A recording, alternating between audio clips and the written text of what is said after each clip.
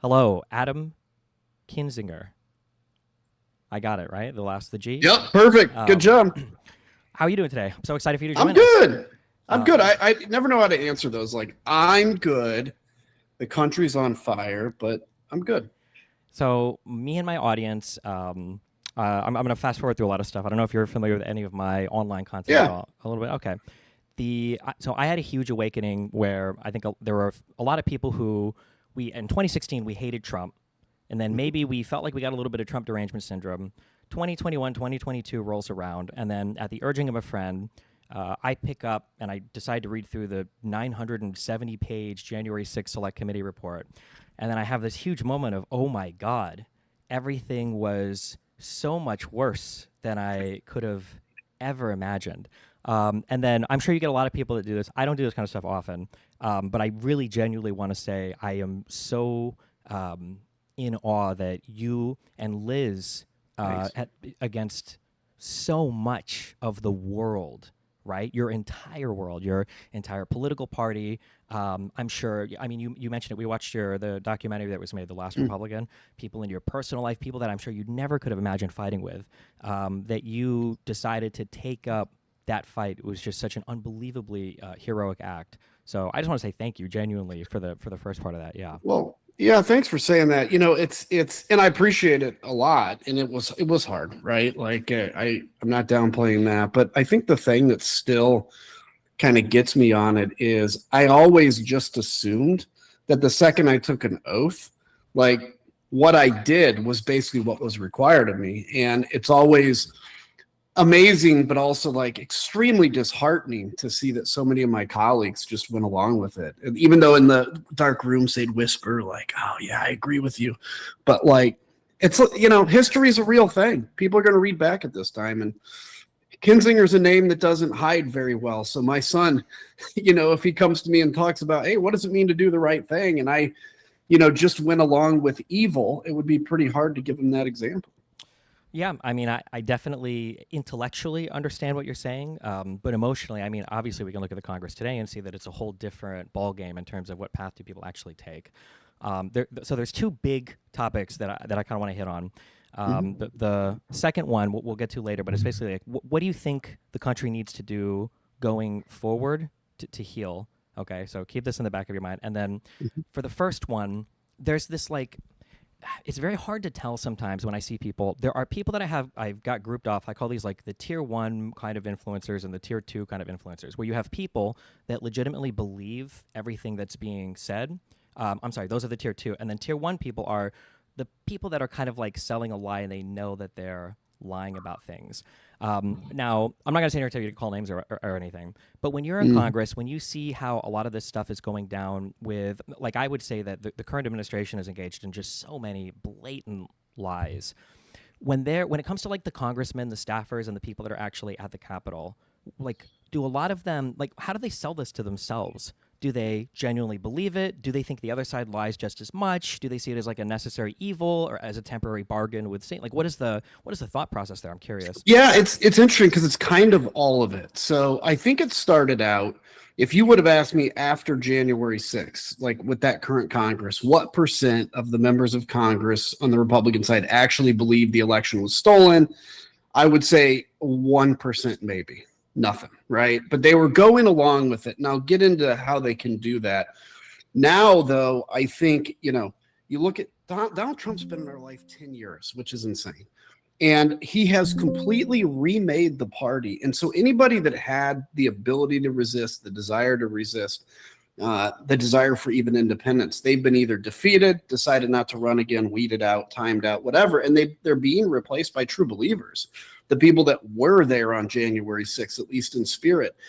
And so, how do people then that know better convince themselves? And it's like, look, and I'm not making the comparison to Nazi Germany, but I think Nazi Germany's it provides so many examples. Like, how does a guy in 1936 who works at a factory end up 7 years later guarding a tower in Auschwitz?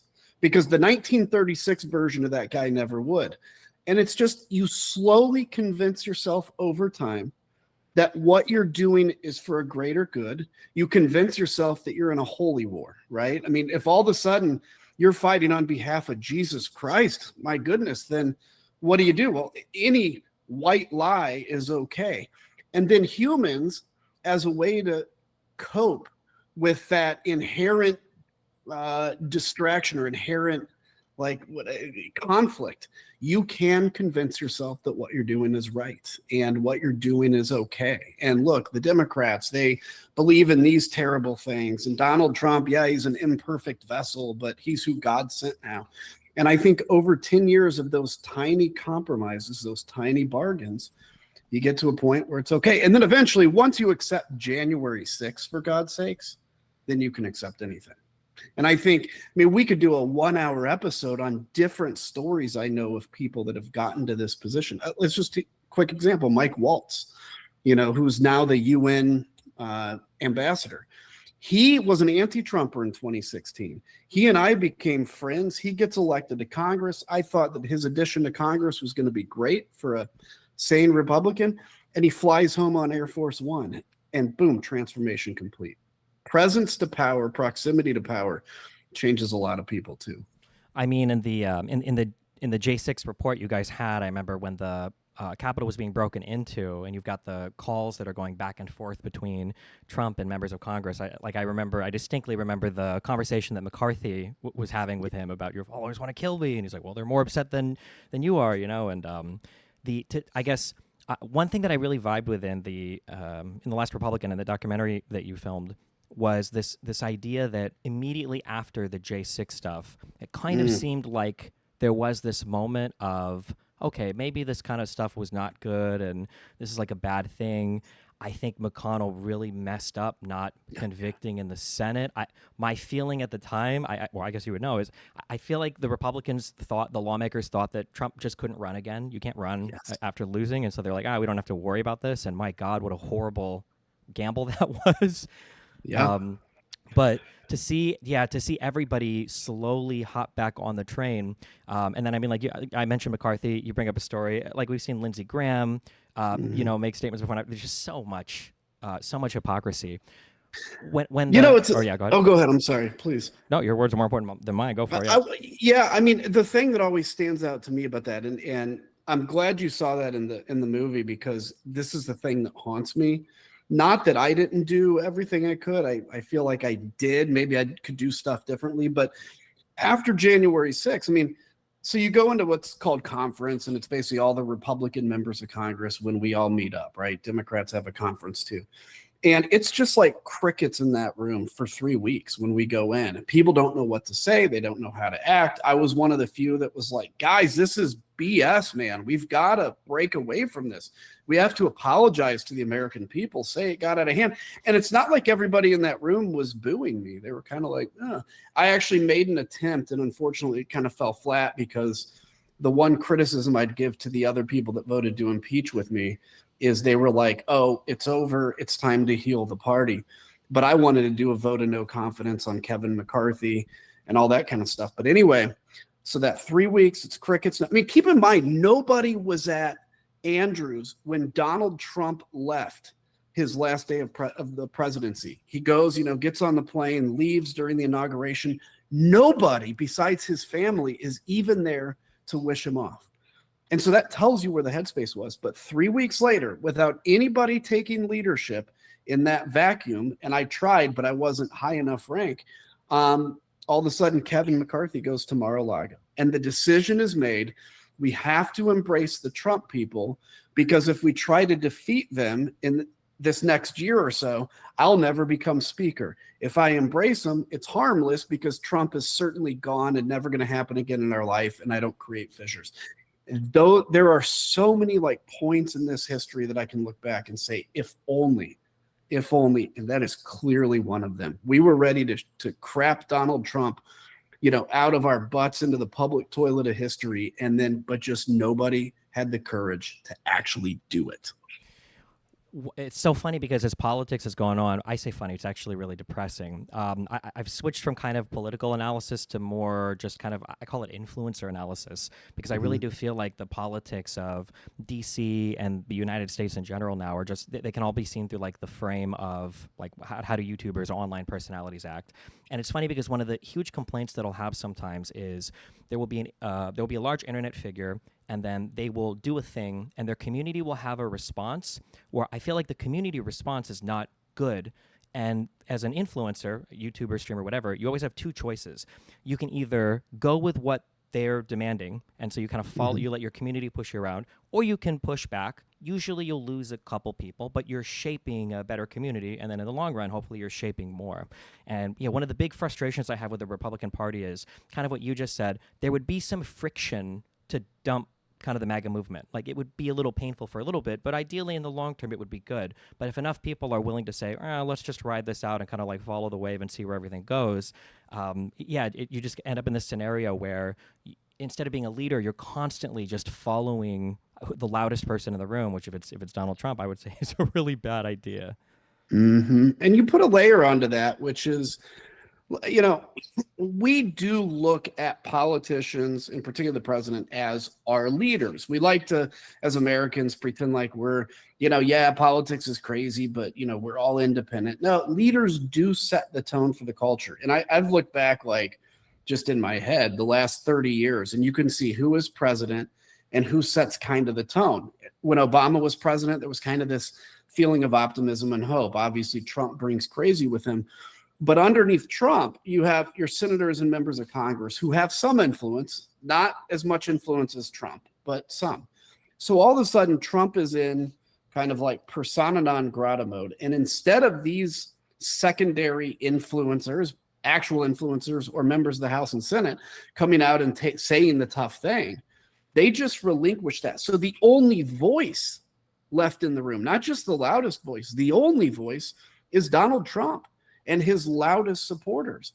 And that's where, like, people, if you go into politics as a job, people are relying on you to bring your leadership with you. That's what they hire you for.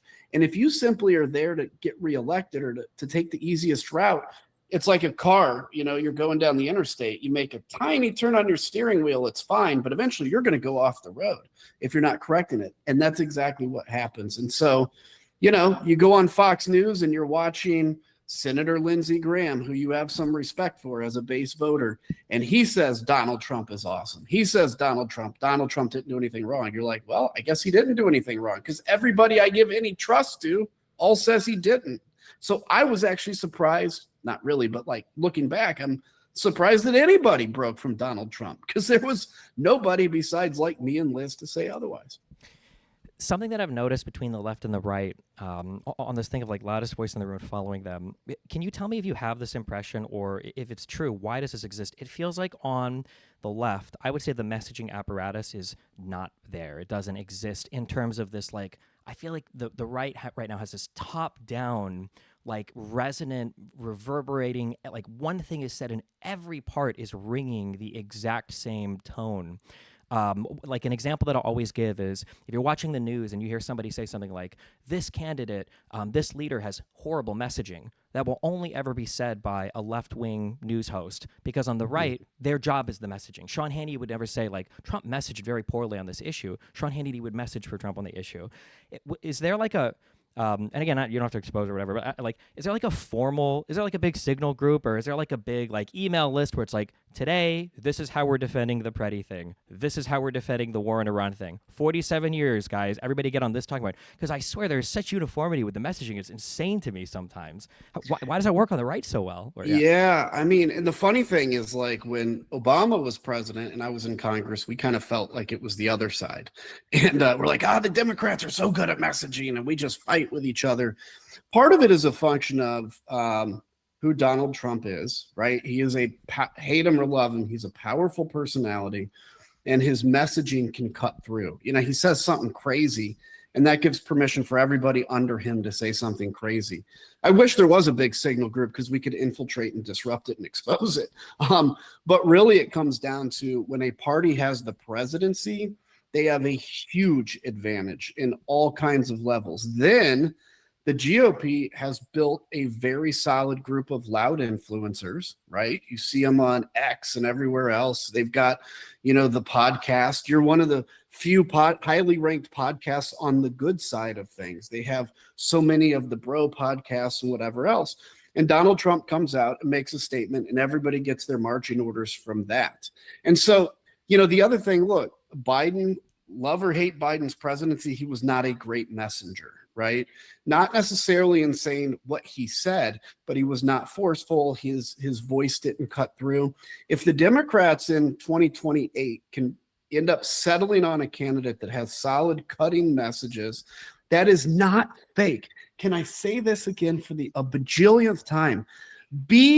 It's fine if you say something stupid or bad or dumb, as long as you're saying what you believe. Democrats, this is one thing I noticed when I joined the January 6th committee and had my first real expose into how Democrats operate different than us.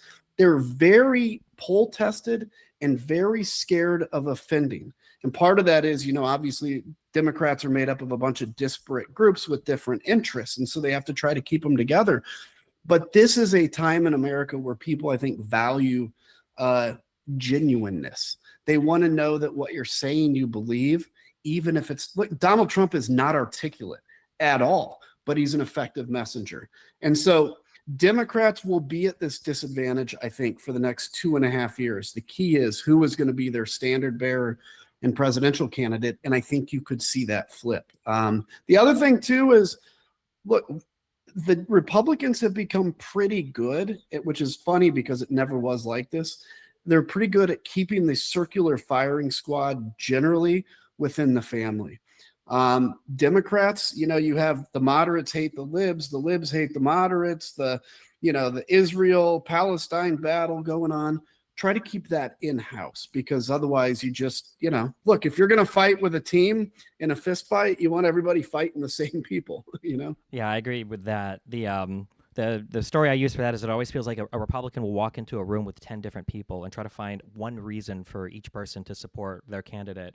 But sometimes it feels like a left person will walk into a room with 10 people and find one reason why everybody shouldn't vote for the left-wing candidate because they're in the right position on something. It's very infuriating sometimes.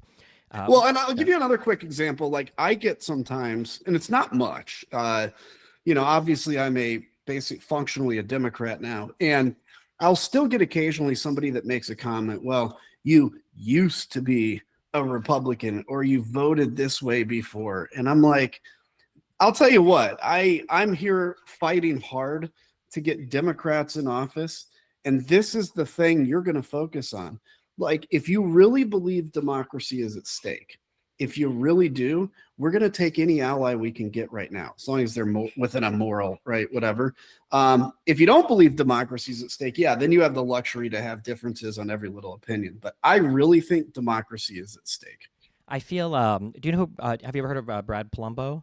I've heard the name. I don't know him. He does YouTube content there. I have 2 or 3 friends who are Republicans who are legitimately stolidly conservative, but they are not they're not Trump supporters, and it sucks because in their life, they are pro-life. They they do have strong conservative beliefs, which is not good for a group of liberal friends, but you can't be friends with a MAGA person if you're just a solid, Republican, whatever. So these people are always in the weirdest area of life where all their liberal friends are kind of hoping they'll just join their side, but they're not quite, but then they don't have any other conservative friends. So it's a very awkward position to be in. It is. So there's a huge fight right now, kind of in my circles on the internet. And then it'll come to the Democratic Party, if it's not already being discussed, of what does it look like to heal or to move forward from the last, it'll be 12 years, because somehow Trump was still, on everybody's minds, even in the 4 years where he wasn't in office. So after Trump is finally out of office, assuming he doesn't run and win for a third term or whatever, right? In terms of moving forward, is it best to forgive and forget and pretend things never happened? Or do there need to be, large committees? Do we need to bring back the charges for Trump and, go back to the trial stage to actually get to the trial stage for the January 6th case, the Mar-a-Lago case? In your mind, I guess, where are you, or where would you be on that? Like, what do you think is a good, like, should it be retrospective? The Democrats come in and they're like, okay, we got to do something to hold these people accountable, or should it just be, we just have to build and move forward and not focus on the past? What do you think? Well, let me tell you what I would do if I was president on day one. The first thing is my first executive order would strip the name Trump from anything, right? Trump Kennedy Center, gone. If Trump built something, gone, unless it's finished, whatever, but then we just rename it. Everything. I would even, and I'm not even joking at this, I would have like, you can send in, because now Trump is signing all the money. You can send in your Trump money and get new money, replaced it from the Treasury, all of it. I will take him down from the Walk of Fame that he put up. I'll put up Joe Biden's real picture and I will take Trump down. I think we have to erase him from our history. And I mean that only joking, slightly sarcastically. Mm-hmm. Everything he has done has got to be pointed out to the American people that this is absolutely unacceptable. So I'm on the side of swift and severe, within the law, within the Constitution, justice, right?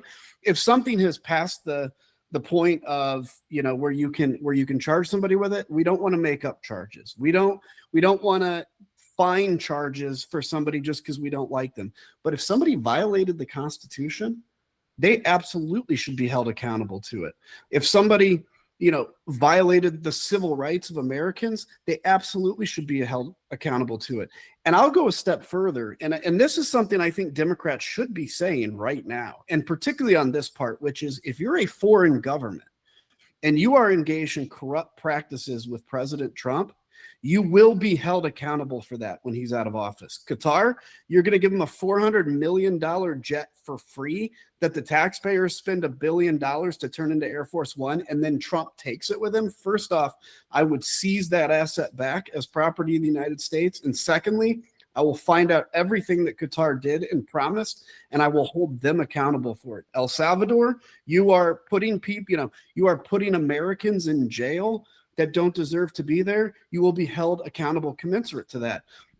I think that is essential. We will investigate what were the ties between Russia and Trump. I get it. People hate talking about Trump and Russia, but this dude has never once said anything bad about Vladimir Putin. So the point is, I want to heal the country, and I think we need to heal. But the first step to healing and preventing this from happening again is swift justice. Because if, once again, Merrick Garland, who is, in my mind, probably well-intentioned, but I'm angry at him. Because, we all are, trust me, yeah. Yeah, I can imagine. If he would have started his investigation of Trump when our committee did, and he had far more tools, Trump would be in an orange jumpsuit right now. But he waited. It was literally our first day of hearings when they go, oh, shit, we should probably look into this. And then they started their investigation. It's not, I love the quote about Abraham Lincoln, malice to none, but that's not this case. And probably looking back at Abraham Lincoln, we probably should have been a little more severe to the Confederacy because it appears they never truly died. When you look at how, well, let me back up. So I firmly believe that there are things that the public has to be aware of to hold people accountable for. So not voting for people that are, promising to destroy the Constitution or whatever else, exaggerating a bit. But sometimes I feel like there are issues that, unfortunately, the civics knowledge in this country is just not that great. It really wasn't even that great, for me. Like, I didn't really truly learn how presidential elections worked until doing the Jan 6 stuff, right? But man, sometimes, I'm sorry, I don't want to fixate too much on this, but I have doctor friends who are, they're doctors and their families no longer believe in vaccines. And they're like, you're not going to trust anything I say. I can't imagine when I talk to people about anything related to the J6 stuff, and it's like electoral certificates, fake slates, what does that mean? And no one has any idea. It's just insane. And the craziest thing too is, like, people believe all these insane conspiracies and everything, but for the J6 stuff, it's all out there, right? And there are so many hilarious, every deposition with Hirschman, I think, was hilarious. That I want there to be a movie made of that January 3rd meeting in the I think it was in the Oval with where they were trying to get Clark to replace as the attorney. There's just so much crazy stuff in there. I'm sorry, but kind of on that for the civics part, there are some things that I feel like congressmen just have to defend because the public just won't ever really understand it that much. Like Yeah. probably nobody, unless you're a nerd who watches C-SPAN, what is the blue slip rule? Like nobody knows this, so you kind of need the congressman to be in on defending things. I used to have this feeling that politics was you guys would go out and you kind of say things and they're like a little wacky and it's a little bit performative, but then when the cameras are off, you go behind closed doors and you actually like hammer out legislation. You guys know that you're kind of like performing a bit, but like you have to do the work at the end of the day. And a friend used this term, the mask has melted onto the face now, where I'm not sure if it's any different now. Like I look at the ineffectualness of Congress. Why is the Republican Congress right now so impotent? They have Yeah. so much leverage in terms of how they could regulate Trump or what they could do to end the IPA tariffs or anything else. Why do you think they were so eager to just totally give all of that up? Yeah, it's amazing because, I try to remind people because, yeah, is Trump authoritarian? Yes. But he's the real fault lies in Congress because Congress could take their power back. Congress could stop the war in Iran if they wanted to. Congress could stop ICE if they wanted to. Why are they so impotent? Because we have replaced, first off, over that 10-year Trump time period, we just generally have created this environment of fear that exists, right? That fear of being primaried. And let me tell you, if you get as a Republican congressman, if you get on the wrong side of Donald Trump, the literal death threats you get, the anger, the hostility, the friends you lose, because this is a religion now. So this is literally like if you said that Jesus was wrong in Matthew when he said, boom, the Christians wouldn't be too happy with you. This is their religion. And so what does that create? It creates either I'm here to be famous, in which case you can if you want, right? Or it creates hey, I really care about, I'll just make some air traffic control reform. That's my thing. So I'll go along with all this other stuff as long as I can make my difference in air traffic control reform. And all of those different reasons exist. And then again, what do you do in a cult? How do you create a cult? Well, one of the best things to do is to make an example of people that leave the boundaries. Liz Cheney, me, whoever else, right? We leave, you proverbially execute us in front of everybody, and you say, that will happen to you if you do the same thing. That creates immediately putting them in line. And then Trump is really good at welcoming people back into the fold. I mean, who's Michael Cohen, for God's sakes, who spent the last, Trump's fixer, then spent the last 3 years going after Trump. Now he's got a pro-Trump podcast with Laura Loomer. He's very good at forgiving and bringing you back in the fold. But the rules is I'll bring you back in the fold, but you can never turn your back on me again. That is a lesson, I think, by the way, that Democrats can learn, which is we have to be willing to bring people into the fold that recognize the errors of their way. Now, they can't come in with excuses. They have to come in and say, yeah, I was wrong. I got a good friend that runs an organization called leavingmaga.org. And it sounds funny, but it's a support group for people leaving MAGA because you lose all of your social contacts because it's a tribal identity. But I think all of that fear out there and then the incentives, I got to tell you, Donald Trump knows me well. He was always obsessed with me because he never won me over and it drove him nuts.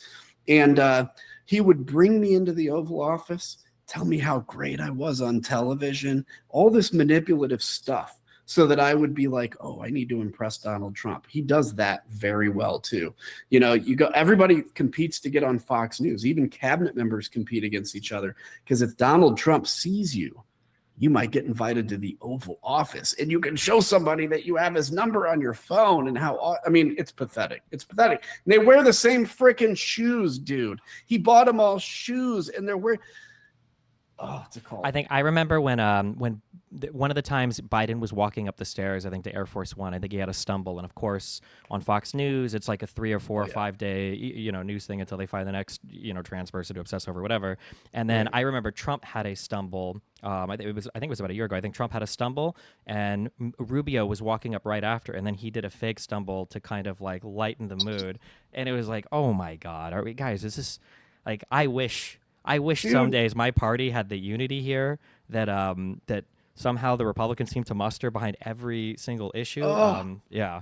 You don't want that unity. No, I know. At some point, it's too much, but maybe a taste of it. But dude, listen, I mean, for them to sit around and I know these meetings and it just drives me nuts when they're like, sir, these cabinet, thank you for your leadership. Thank you for your leadership. We are so fortunate that you're here. I mean, and he just sits there. If I was president and they were doing that to me, I'd be like, guys, knock it off. I mean, be nice to me and all that, great, but knock it off. It's so and it's so transparent too. I think that's the thing that bothers me the most. Like some people are very manipulative in a very sneaky way, but I mean, you see Trump with the way that he conducts himself with the media, right? Somebody asks him a difficult question. Who are you with? You're a nasty person. Somebody asks a nice question, like, oh, you're so nice.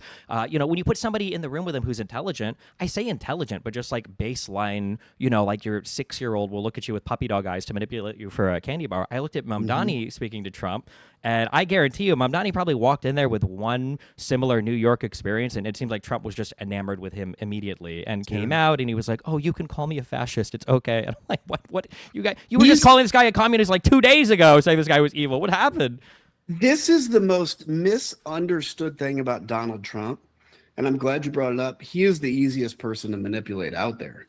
I mean, this deep depth of narcissism. So I don't know if Russia has anything on him, but I will say at least Putin, who is a KGB agent, knows how to manipulate him. And he'll call him, tell him, oh, you're doing such great things, Donald.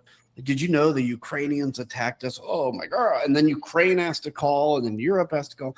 The best thing that happened recently, I mean, it's bad that it had to happen, was Europe has finally started standing up for itself. And what I learned with Donald Trump is if you stand up to him, he respects you more. The second you start dropping to your knees in front of him, he may think he likes it, but he loses all respect for you. I use it as like, you know, when you're a high school kid and you're like a shallow guy when it comes to dating girls, and you like ask a girl to the prom and she says yes, you're like, oh. And if she says no, you want to go out with her so much more because you're a teenager with a teenage brain. That's who Donald Trump is. So easy to manipulate. I always think it's funny, too, that like after Trump has a conversation with somebody, it's very obvious like who he's been speaking with. I remember when he was in the U.S. and he started talking about how the border between the United States and Canada is like very straight and it seems kind of arbitrary. And I'm like, this is like such a Putin-esque like talking point about arbitrary border. Like, when have I ever heard somebody speak to the arbitrariness of the border between Canada and the United States? Like, it's like you just got off the call with them and are sharing the ideas with a nation. Yeah. Or you see the one thing, like, what was it? There was Alcatraz. He wanted to, out of nowhere, he's like, we're going to reopen Alcatraz as a prison. And then somebody traced the fact that on cable TV at Mar-a-Lago, the movie Alcatraz was on at the exact moment he tweeted that. So he like saw the movie Alcatraz and it's like, like, dude, oh my God. And he's the president of the most powerful country in the world. That's the frightening thing. That's one of the things that drives me so insane is when he's doing reports on things, or the White House will publish things, about illegal immigration or whatever else. In the sources, they'll have like Fox News. And I'm like, bro, you have the most information of any individual human being in the history of the entire planet at your fingertips. Why are you going to Fox News for your sources? I remember people would sometimes post like, this is a tweet that Donald Trump makes about some issue. They did this in his first term, and they would go back and they would look at what was on Fox and Friends like an hour earlier, and it would just come right from the TV shows. Yep. I mean, the dude got rid of his National Security Council. Generally, basically, it's gone functionally. And somebody had asked him once, "Who's your advisor?" He goes, "My advisors are mainly myself." Okay, dude, I got it. What you're yourself. In terms of so one thing that I'm very sympathetic towards, and I feel like this is a very invisible thing to MAGA and then to the entire left, is one of the reasons I feel like it's important to fight against MAGA in a good way, in that you're fixated on just MAGA, but not necessarily all conservatives, is because I feel like one of the things that would be helpful if there was a better fight against kind of the MAGA movement isn't just getting rid of MAGA, and it isn't just winning as Democrats, but like as a strong center left to far left person, like I do think it is important to have a strong right wing movement in the country to fight over some policies on. And what do you think? Like, are there any Democrats that you feel, or like, what do you think is the strategy for fighting against MAGA in a way that also kind of like carves out space for conservatives, or can that space even be made for conservatives to kind of fight against MAGA kind of with the left, but also still separating themselves from the left because you don't want to be a rhino or anything else? It just seems like such an impossible needle to thread right now. It is. Look, I would love to have a third party. I would love it. It's not going to happen, but I would love it because it gives flexibility to work together to create alliances. One of the things I think, as I advise Democrats, that I think Democrats can do to be the party that's never defeated again is to make space for conservative Democrats again. And you're not going to agree with them on stuff, but listen, I live in Texas now. A conservative Democrat has a better shot at winning in Texas than your typical kind of cookie cutter left-wing Democrat because it's a Republican state. Now, that doesn't mean I think they should run conservative Democrats in New York City.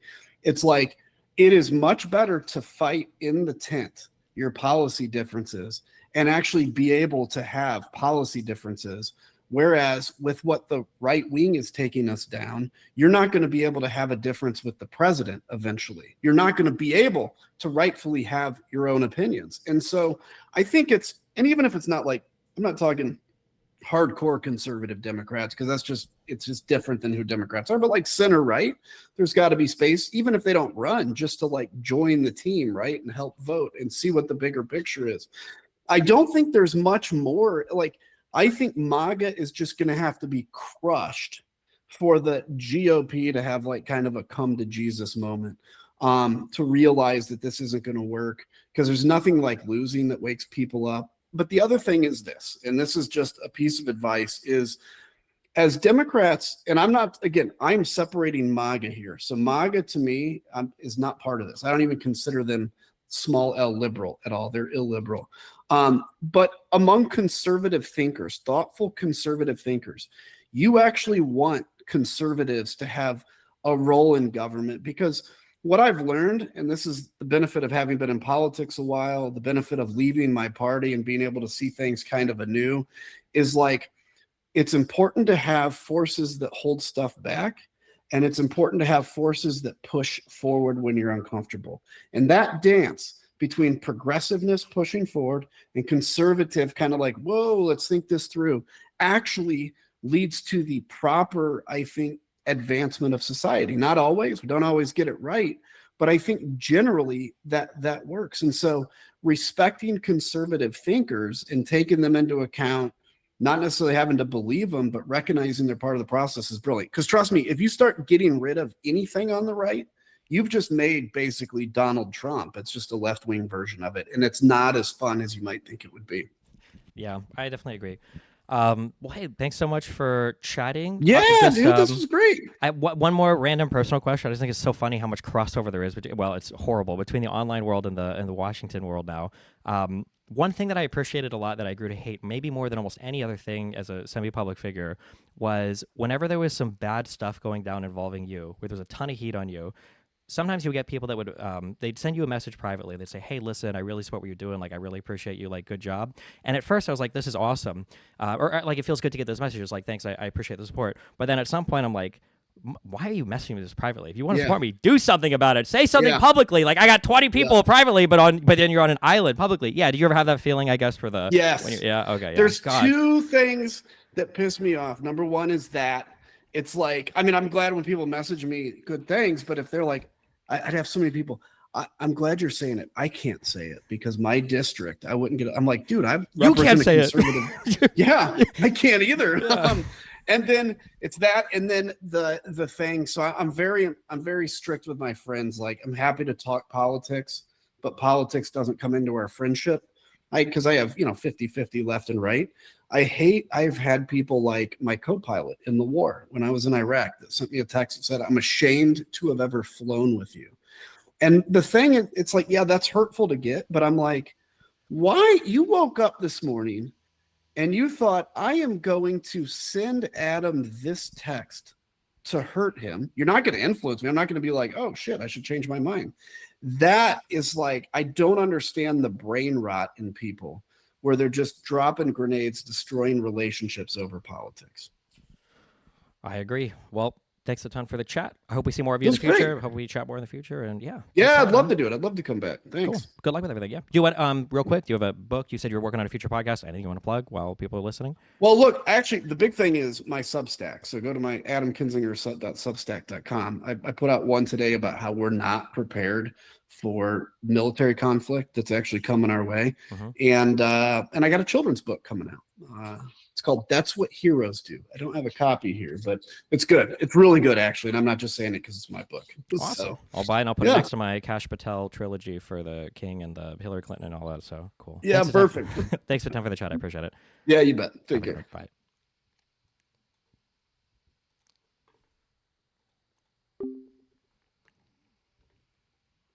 Wow.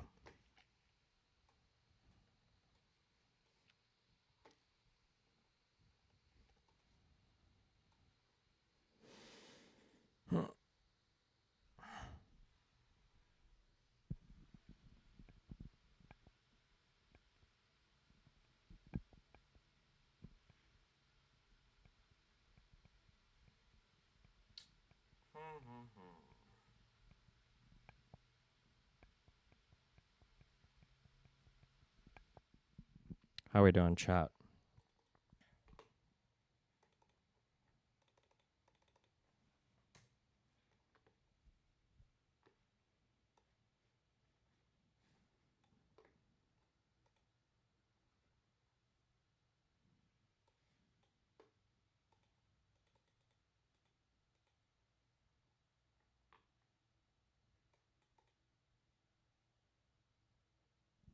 I'm in Cuba right now. I just handed out wads of cash to my fellow Cuban people.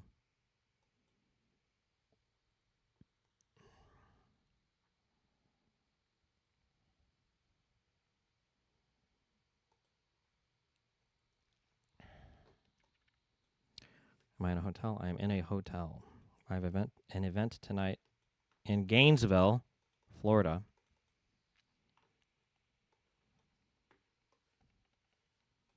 Fuck, how do I usually do my chats here?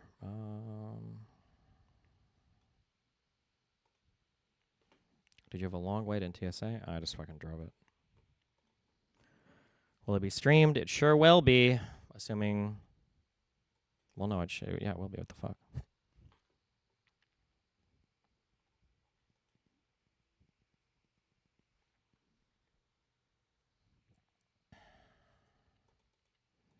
Any other influence coming to the event or just you? No, it's just me.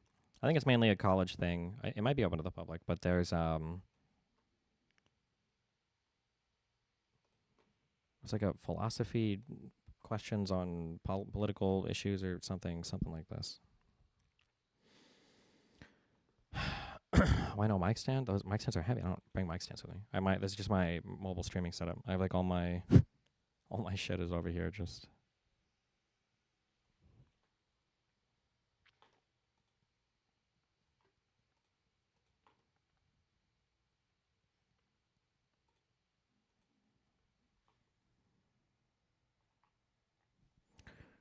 How much time do you spend traveling every month because of these events? I don't know, too much time. But I think I'm doing the UCLA event for Unfuck, and then I think I'm probably not. I think I'm canceling the next 2 or 3, Berkeley and NC, because I think I just need to grind out streams this month because I'm pretty sure I'm gonna have to pay to prepare for trial even if I don't. So even if we don't go, because we have to start getting ready for it. So.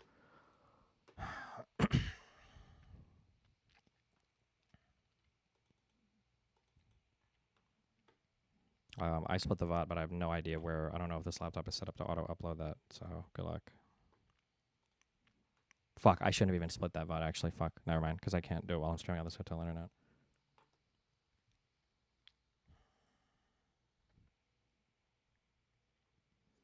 That was a good convo. You obviously grown a lot. Interesting that he is not on Team Hutch. No, I wouldn't say he's not on Team Hutch. We would have to push to figure out. The Hutch is in favor of consequences as well. It's just a matter of like how far you would go for him, basically.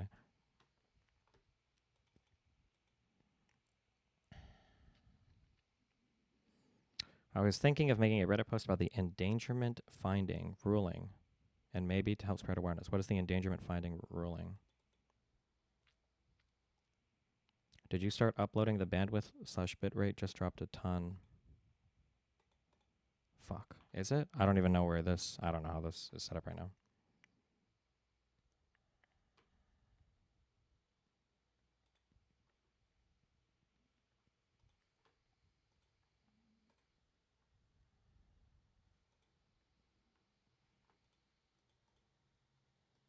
Oh, there we are. Hi. Are you using Starlink? No, I'm just in my. It's just a hotel. It's a Hilton hotel. I'm in Gainesville, Florida. I'm not in like the wilderness. What are the model of your headphones? These are just 598s.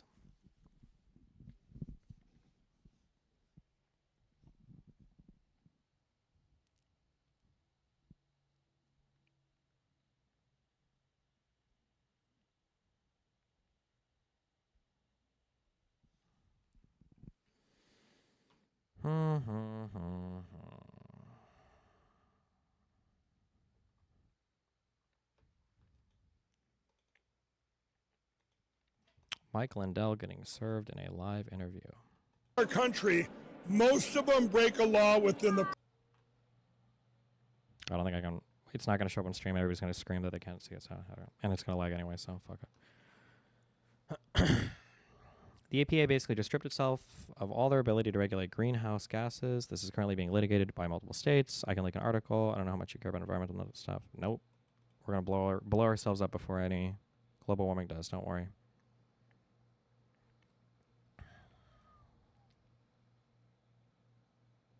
How do you prevent audio leakage from your games into your mic when you play games on stream/Discord? I'm usually using headphones, no?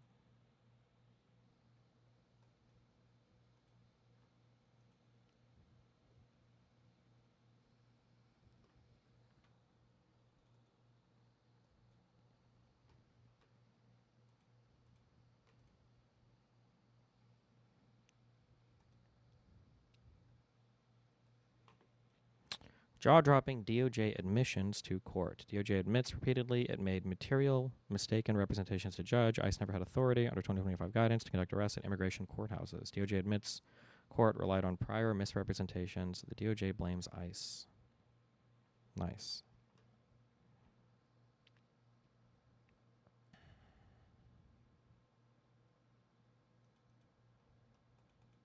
When you have people over, you don't wear headphones. We're not usually watching much, but then the stuff will just be on speakers. It'll just be quiet on speakers. But you're not going to hear a bunch of bleed over because it's playing like on the computer as well, right? Oh, the fact that I use a really nice interface also means there's no latency or anything, so it's not like you're going to hear like echoes like that also. House Republicans reject the DHS funding deal passed by the Senate last night, and senators have all gone home and are in recess for the next 2 weeks. We're going to have... Can you imagine... I don't know if I read this comment or not, but I saw somebody say this. Can you imagine if your Department of Homeland Security... First of all, what... Can you imagine ever having favorable opinions of the Department of Homeland Security ever? That like anybody would ever say that? But you now have people who feel sorry for the DHS because imagine you're a Department of Homeland Security guy and, you know, you're not getting fucking paid, and now you've got these retarded ICE thugs showing up who are getting paid and can't even really do the job, but they're just like there to... Oh, man, dude. You're not expecting any rulings by next week? I don't know, bro. Technically, we're coming up on like 180-day things, which apparently neither of these judges have ever gone over. But it's all like, it's all crazy time periods. Like it might just be that they're legitimately working on, so much stuff that they will start to lapse their 180-day motion rulings or whatever.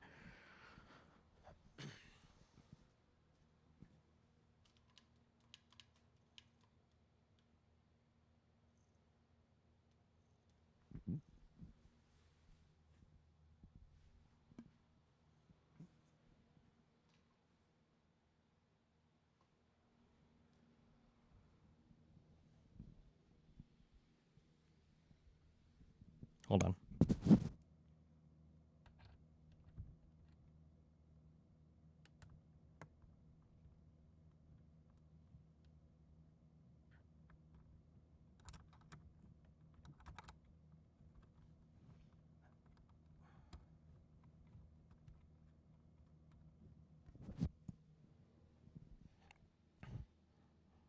I want to make you appreciate how much shit I had to tear out of my fucking case just to set this interview up.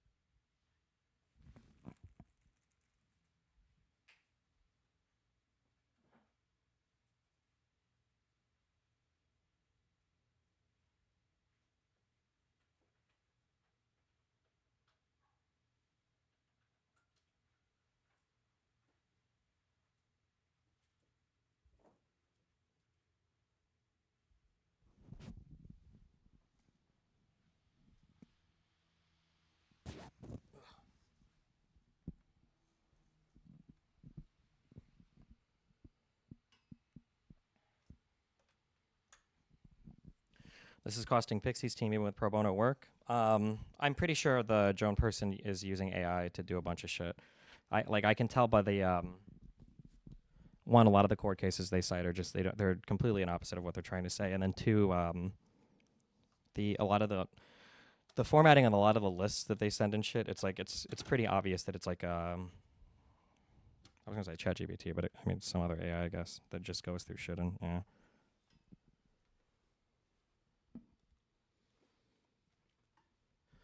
All that to say, no, I don't think it's costing them very much, and it's just Joan and her own private little bullshit, mob law firm.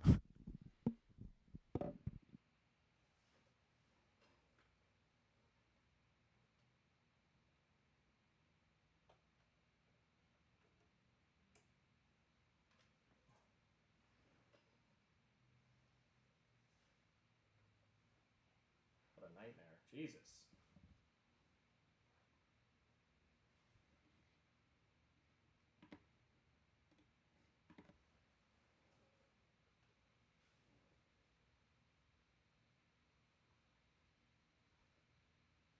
What?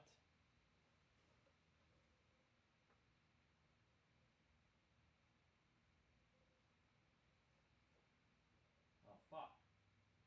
Oh, no, wait. Two? Two? Two? Two? Yeah.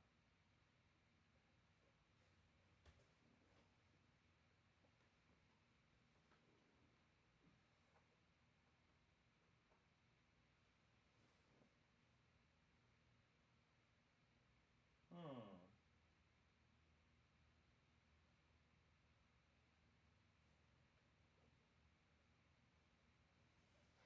Wow, hi.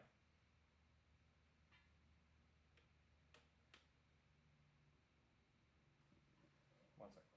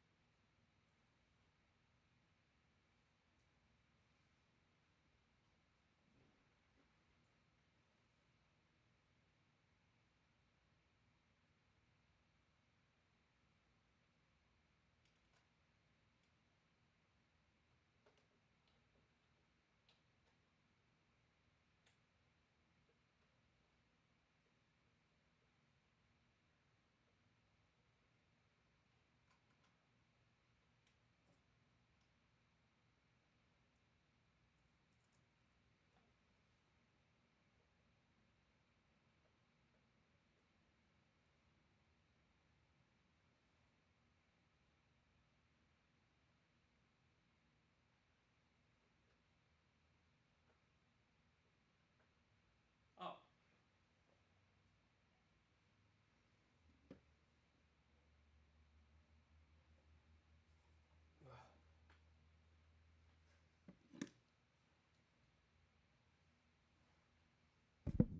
Fuck, I can't hold all this at the same time. This is my one interview setup. Camera? Hello, friend. A10 for stuff. IP converter for stuff, for power and stuff for cameras. We got wireless microphones. We got the deck for the USB stuff to go to the laptop. We got wireless microphone thing receiver from Shure. We got our RME interface. My God. We got lighting. Look at this lighting. Look at that high quality lighting right there. Hello. We got chat. We have all of our monitors. Hello. Start streaming. Ooh.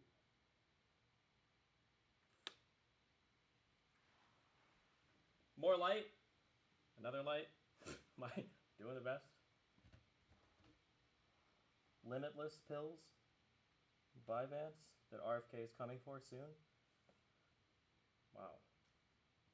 And that's where your mom slept last night. And my docs. Beautiful.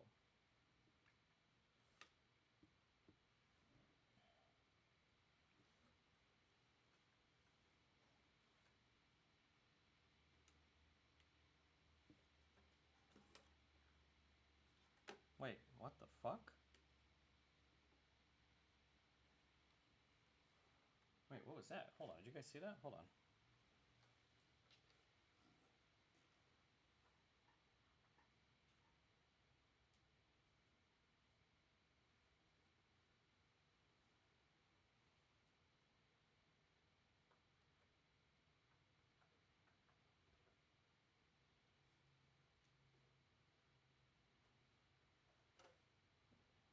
Holy shit. Look at that sick ass. Look at that sick ride. Look at that. Holy.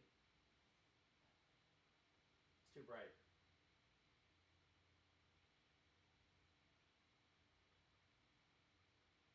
Oh my god. True. Unbelievable. Wow. Oh my god.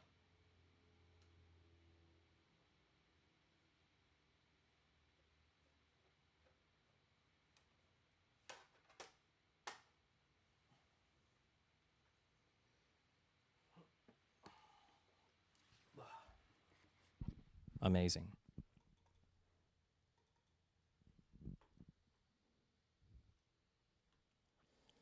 Typical hotels have business centers or meeting rooms. Why did you elect to do this in a bedroom? Because I usually have to book those or schedule that shit.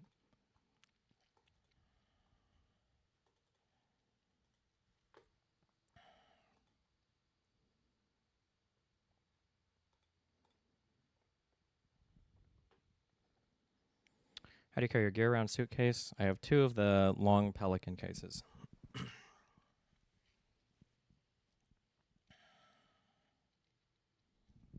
Any more high-profile interviews coming up? I don't know. We're waiting.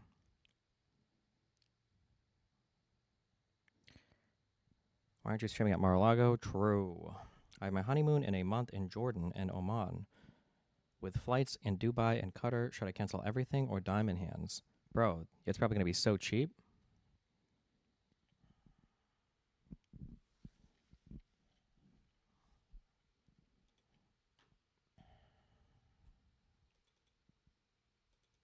What happened to the Israel-shaped patch on your cheek? They stopped paying me to shave it that way, so it went away.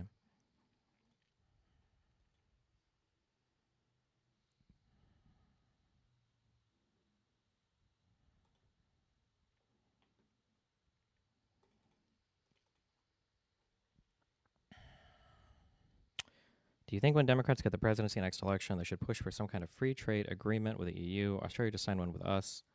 I don't know, bro. I don't know what the country even wants right now. I mean, I'm a big fan of free trade, generally speaking, right? There's certain industries you might want to protect for national security reasons, but is it possible the case can still be dropped prior to the trial? Also, how this case even make it to court? It seems so weak. I mean, anything's possible. I can't say. Like, even my own lawyers have said they've just never been in a situation like this before. So I don't know what you want me to say. Like, there's 2 dispositive motions before the court right now, meaning if either one gets approved, then the case is dismissed. But neither has been ruled on.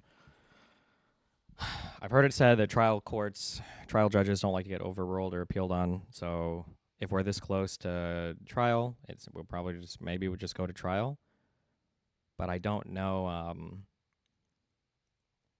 I don't know what this trial will look like. Because since all the Roe stuff is out of statute range, so it's just going to be us arguing over the Abby stuff the whole time. I don't even think Abby's going to show up. Nobody got to be deposed. Like, I don't know, it's just all a big kind of joke.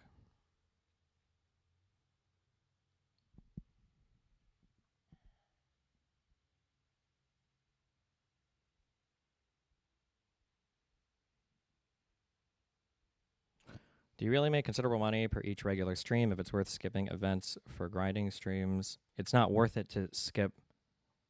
Wait, no, yes. The only money that I make right now is from streaming on Kick. So when I do events, it costs me a considerable amount of money, yes. And then I'm getting squeezed from way too many places right now with 0 external support. So, because I don't have YouTube money, the Kick stuff doesn't pay out as well as it used to.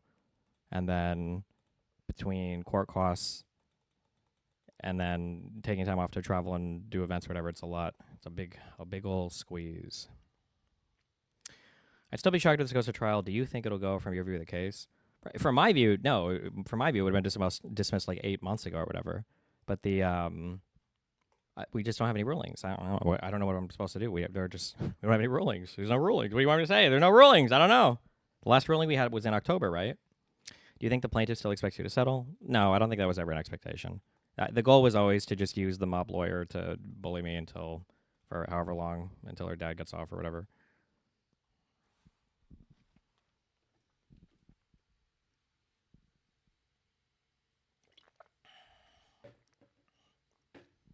Wow, Duck Festini fan 1. Thank you for the 5 gifted kick subs.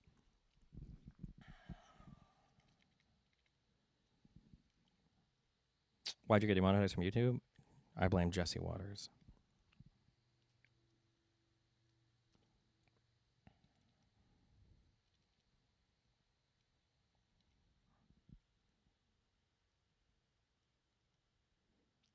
Do you pay monthly to retain a lawyer, or only for court appearances or their responses to actions they take in response to something from the opposing counsel?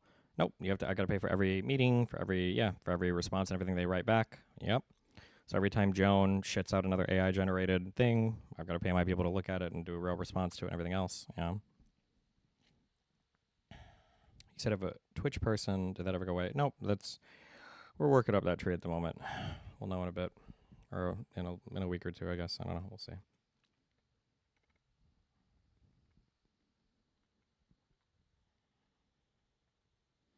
Why is Lauren promoting clubs if she's a lawyer? I think Lauren is like a lifestyle drifter. When you're a rich person or when you have a rich family, you can just kind of like drift from lifestyle to lifestyle, I guess. Hopefully, though, once this case is over, when I do my big write-up, like I want to have something that follows Lauren and Pixie around for the rest of their lives. So there's just like a good public accounting of everything.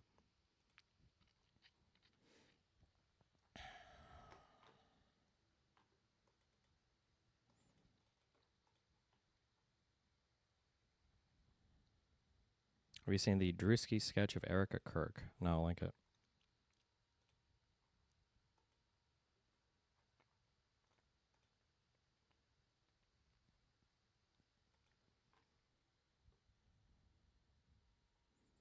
Link that shit in Google reviews nonstop for any law firms they work for. Oh. What's the likelihood of Joan getting some repercussions for bad faith litigation? In order to get like actually in trouble, you got to do some like super fucking bad shit. It's got to be like super, super, super aggressive. Maybe for Lauren, I'm hoping my bar complaints for her, maybe. But did you see the new Pit episode? I sure did. Is Robbie gonna kill himself? Is that what's happening? I just realized this.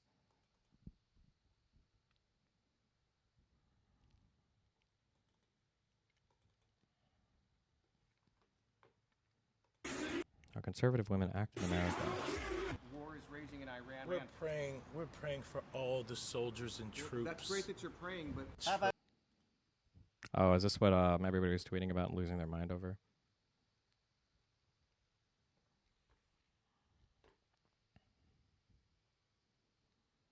How much is a banger? How much of a banger is the Reddit you're working on from 1 to 10? It'll be a lot. It'll affect a lot of communities, but I just don't like the uncertainty of everything. Like the most annoying thing is just waiting for. I just worry the judge is going to kick it back like 6 months or something. This is the annoying thing. How can you go to trial if there hasn't even been proper discovery? Will that be litigated during trial? Or I mean, discovery doesn't help me that much because it's not like I'm countersuing. So I mean, like she can just delete all her shit and break whatever. Like I don't know if they'll get sanctioned for it, or probably we'd have to file sanctions for it. I mean, everybody gets their day in court. You're allowed to go to court if you want. That's your right as an American, as long as you pay the filing fees.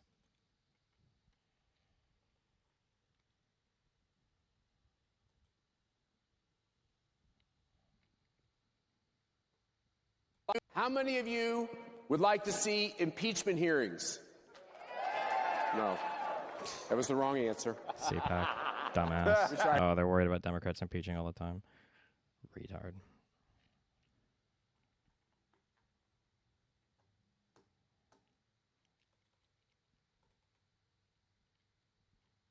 If Pixie loses, does she pay the court costs? No, That's not typically how it works. You have to fuck up really, really, really, really, really bad for that to happen.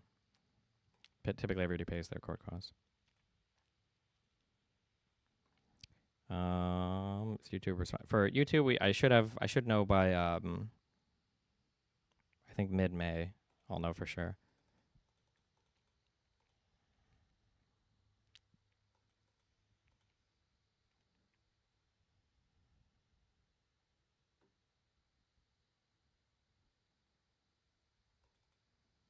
Is there a reason to not countersue? Well, I mean, what can I countersue for? You can't just sue people because you don't like them.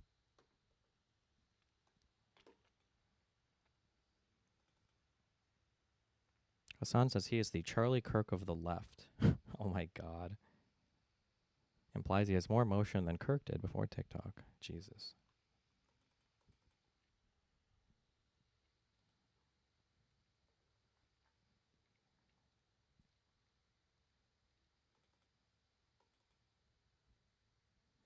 Wouldn't call me retarded for thinking Dems should hold out on DHS funding until ICE agents are unmasked. Am I regarded?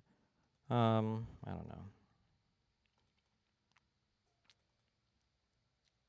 In the UK, the loser has to pay the winners court fees. This seems only like a good thing. What's the argument for America doesn't do this? Well, because then it would discourage a lot of people from bringing potentially valid lawsuits. I seriously doubt it's like that in the UK. I'm sure that's only in certain cases.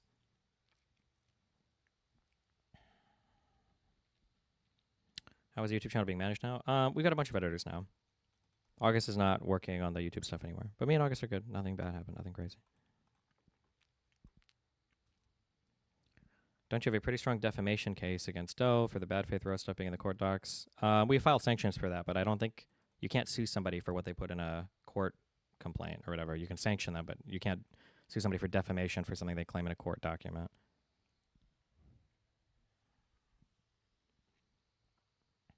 Is it confirmed that this is going to trial, or are you just assuming? Well, you have to prepare for trial because you have to prepare for trial because if we do go to trial, it's in the middle of May, so we can't be like it's like May 9th and we're like, oh shit, I guess we're really gonna do this. So if your court stuff is off your plate, would you be financially fine to keep doing your events? Oh yeah, 100%. I would have so many resources freed up for different things right now. But I mean, this is Lauren's goal and Pixie's goal, I guess, by being a dumb bitch that Lauren can wield. So regarding YouTube money, why not work with fan clip channels until you get remonetized? Clip channels can make money. Technically, I don't know if you're allowed to do that, but it's all good. We're just drifting on through, okay? If Dems were to nuke the filibuster, would that be meaningfully different than just ruling by EO? Well, yeah, because you could pass legislation.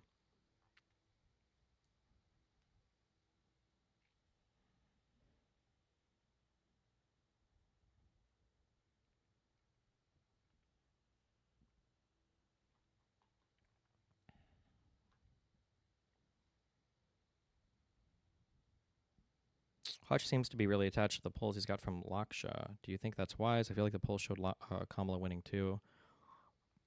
I mean, it wasn't 100%. The Laksha guy seemed pretty smart to me. What's your opinion on the Andrew Wilson and Tilly issue? I don't think Tilly said anything crazy. I think Andrew's just being a bully. What do you do if they're just wasting your time and money? Isn't that a legal course of action? Is that really a legal thing? I've said this many times. The issue is that the other person has no reputation and no life. So like Pixie has nothing to lose because she's not a streamer. She has no reputation. She's a loser. And then I could have gotten more conservative representation, but when Pixie made her Substack about me, I think she said in the Substack or somewhere else, she's like 15 women are coming forward about. So I thought it was going to be some huge, sprawling, crazy, monumental court case. I didn't realize it was just going to be her one desperate attempt to claw some kind of evidence into the record to support some dumb claim she's trying to make.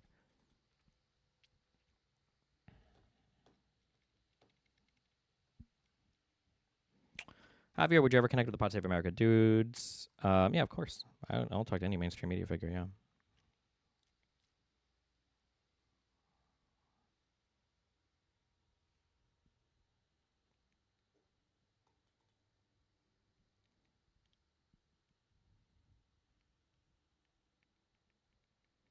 Loner Bridge is never going to get fixed if he insults his girlfriend like this. Are they still dating? Is Loner alive? I heard he's been gone for 2 weeks. Do Did you see Hassan, Vosh, and Mike from Pierre working with the Soy Pill and Mr. Beat at a PV event? Yeah, I thought Progressive Victory was dark money. Kind of crazy that I guess they changed their mind on that. That event looks like it's going to be god-awful. Holy shit, so many horrible people there. Jesus. Also, I hope this isn't true, but I heard that... I heard they were doing this on the same day as the No Kings protest. Is that true? Wow, Illuminator, thanks for the 5 good kick subs.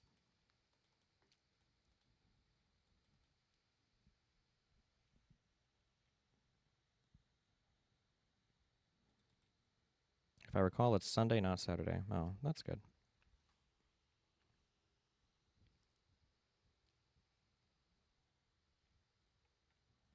Why do you think they invited Vosh, Dylan, and Soy Pill, but not you? Isn't V also controversial? Well, because I'm like a super center-left liber dude. What do you mean? Also, I'm pretty sure I've openly fought with all the new PV people are like tankies, so. I'm surprised Dylan got invited, though. I wonder what that's going to be torture for him. Critical support for Dylan Burns.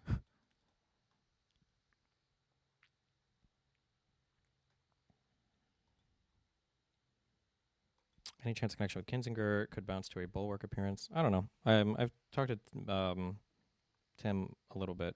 Maybe at some point. We'll see.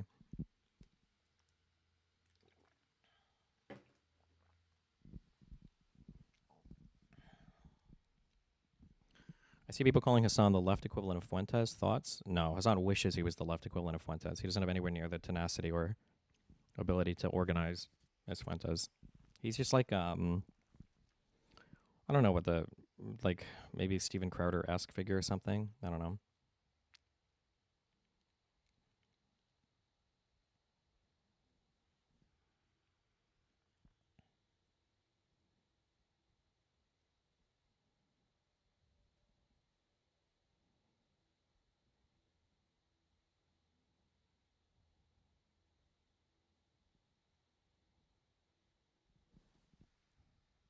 Do you still need Brett if the case is already won? I mean, I don't know if I want to bring on a whole new team to pick up all the work they've done so far or whatever. I don't even know what the etiquette is for that. No. I mean, they do a good job. And I'm really, really, really happy with how they've handled some stuff. I don't know how other people... That Rose deposition was so, so horrible. Pixie and Joan were just like subhuman monsters for that. And my legal team, I sent him an email afterwards, like, they conducted themselves so well during that. It was insane. Once they realized that they weren't going to get what they wanted, like, there's a part where Joan is like, why did you continue with this guy if you weren't actually in love with him or whatever? And she's like, well, he threatened to kill my family. And she's like, but didn't you say he was all the way in the UK? And she's like, yeah. And she's like, so you really thought he could kill your family from the UK? And she's like, I was 17. And she's like, okay, but still, he didn't actually like show up and attack you or anything, right? And it's just like, holy shit. Like, it was crazy. It was insane how aggressive that stupid piece of shit was being in that. But when my people were asking questions, they were super respectful. I'm super grateful. Almost for that deposition alone. I'm just really happy with the way they handled themselves for that. So.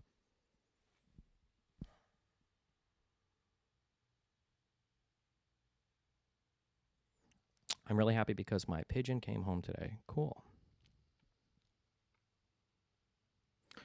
Did you see Hassan telling his chatter that his focus on your friends is a revenge for what you did to Frogan and Mike? What? Okay.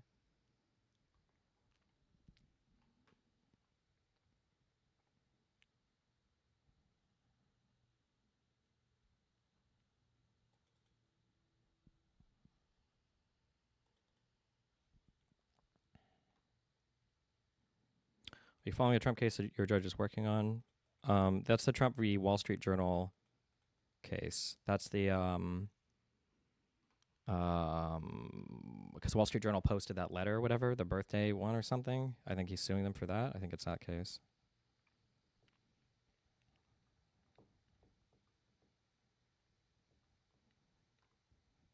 Do you think you're the most live streamed person in history? What does that mean?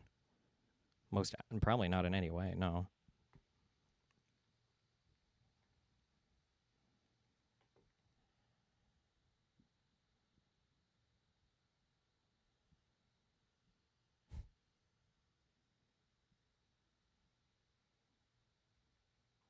Best comedy movie of all time. I tried watching this, but I think it was a millennial thing. You had to be there. It was probably super bad. It's a millennial thing. You had to be there for it, okay?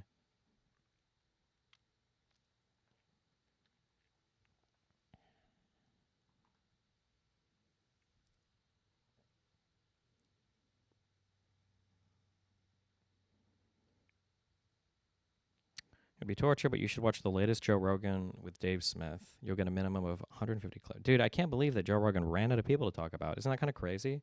All the people in the world, and nobody wants to go on Joe Rogan. So he has the same 20 fucking circle jerkers coming on over and over and over and over and over again. Oh my God.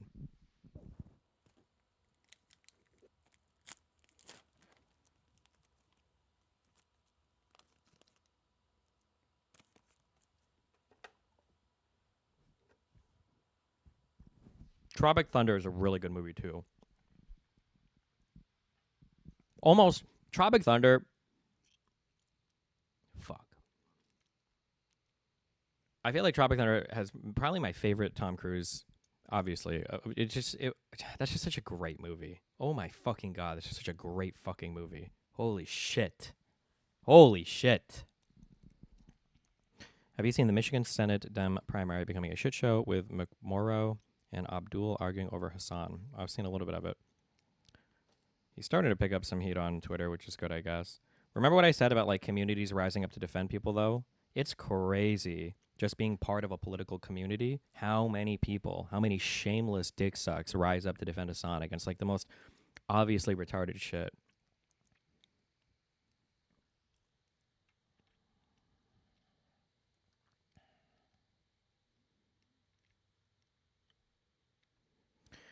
Do you remember a YouTuber called Dr. Layman? You had a chat with him about 8 years ago. Yeah, I remember that guy. I don't know where he's at, though.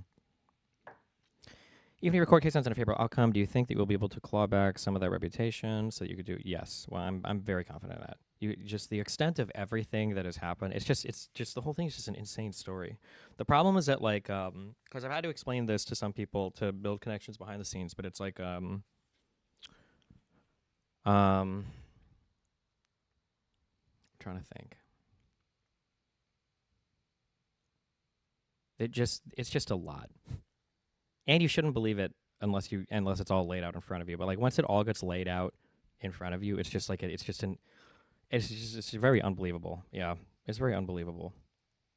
I mean that in both like it's an amazing thing, but it's also like literally like you won't believe it until it's all laid out. Yeah, I'd be vague. I mean I've already said it all. It's just putting all the pieces together. There is like a crazy MAGA right wing woman who scorned a lover gets the opportunity through Pixie, who was a girl who decided to have her hoe phase but was embarrassed and didn't want it to come out, who through leaks that happened from a UK pedophile that catfished me over 2 to 3 years with a girl that he had seduced on an app for minors that was leaked on Kiwi Farms and then weaponized by a community that hates me, and then propagated through a Discord with a guy who ended up secretly dating the very same BPD chick that he said it was unethical for me to hook up with, and it came out that he'd been dating her for 7 months and was threatening her and then paying her money to keep her on his ship. There's just like the whole thing is just like so unbelievably crazy. It's just all of it is just so stupid. All of it together. It's just it's just unreal.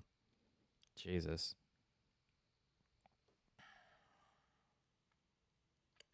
I started drafting the manifesto about the whole court.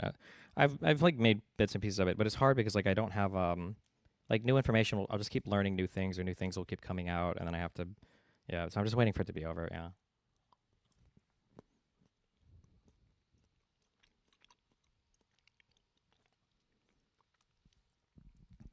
Even with a well laid out manifesto, do you expect anything to actually stick to Lauren or Jane or anyone involved? There will be a lot of communities that will be happy to see some stuff. Yeah.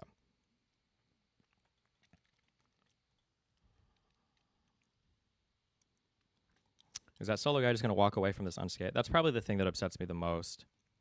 Is that I don't know if I'm not. I don't know at this point.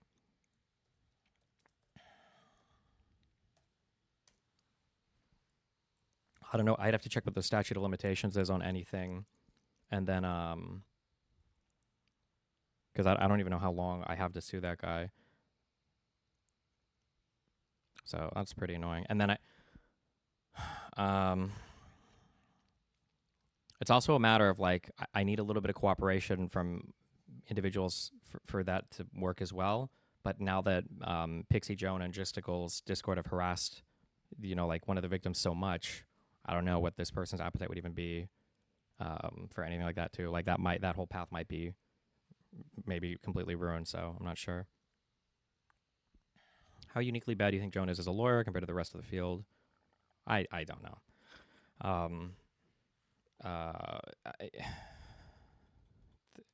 The thing is that there's probably a lot of bad lawyers, but we go over Supreme Court cases all day, right? That's what we look at. So it's like watching the NBA all day and then going down to your local outdoor basketball hoop thing and being like, man, these people all suck. Like the average lawyer is probably just kind of fucking retarded. Also, I don't like this comparison. People keep saying, do you think Joan is as a lawyer compared to the rest of the field? I feel like she's just pulling some Saul Goodman shit. I don't understand where this concept, I don't know why you guys keep making this comparison. Saul Goodman was a good lawyer, right? He was clever and crafty and kind of bent the rules and set up cute tricks. He wasn't just missing filings or just making shit up or being retarded. I don't understand why it's I don't know if all bad people or people that are doing bad things are the same as stupid people to you, or...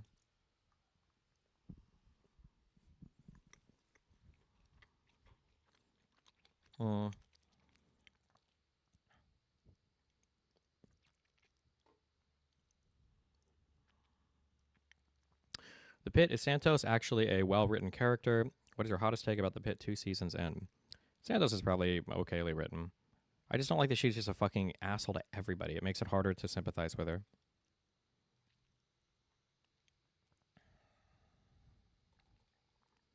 With how seemingly easy it was to bring this case against you, why don't we see suits like that brought all the time against major celebs? I mean, don't they generally have... Well, one is, a lot of these people get sued a lot of the time, but the people try to settle secretly before a lawsuit is actually filed, number one. And then number two, I think a lot of celebs just mess with a lot of other celebrities. They don't mess with many normal people because it's too risky.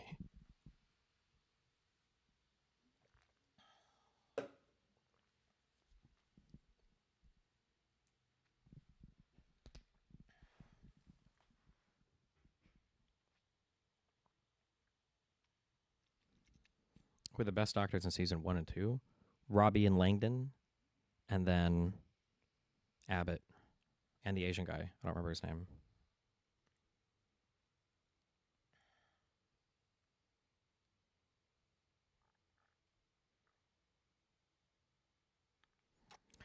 I get the impression he was a bad lawyer when Kim started doing public defender shit and fried that bold prosecutor on her first case that constantly beat Jimmy. Oh, I'm going to be honest, I haven't seen Better Call Saul, so maybe he does do retarded shit in that movie, or in that TV show.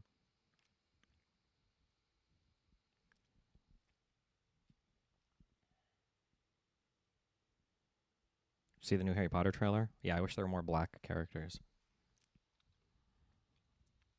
You notice what Santos pocketed this episode? Yeah, but if you, I guess if you haven't talked to Crazy, I shouldn't say Crazy Bale, that's what I mean. We've already seen pictures or video or something of Santos with cut marks on her, I think, leg. So I mean, she's a cutter.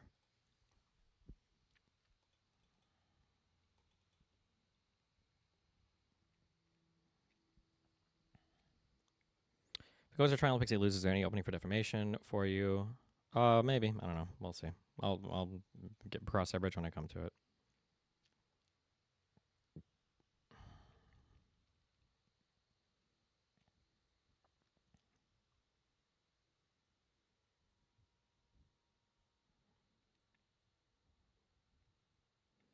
Where is the Gainesville event on UF campus? I should have a story on my Instagram, and I think on my Twitter I tweeted out a thing for it.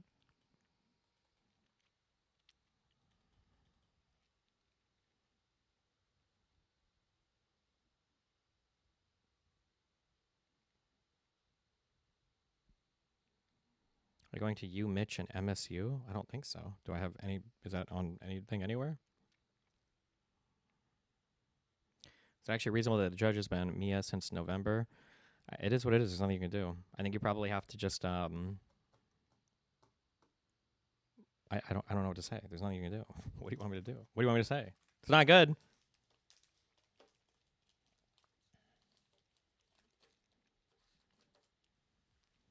top 3 songs right now. The Doing Your Mom one by Ray William Johnson from 2008.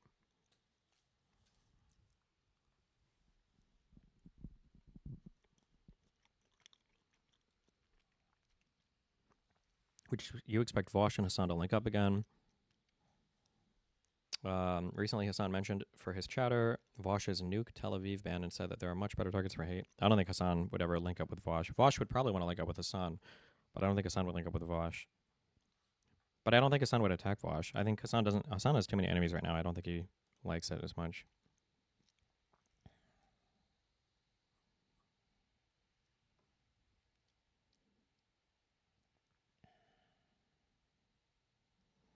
On the topic of writing methods, do you think writers who create characters or scenarios that feel frustrating or annoying is good writing if they want the viewer to feel that emotion?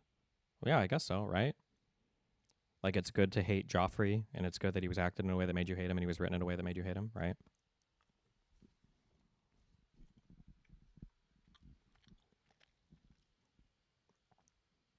'20-year anniversary for Halo 3. What the fuck?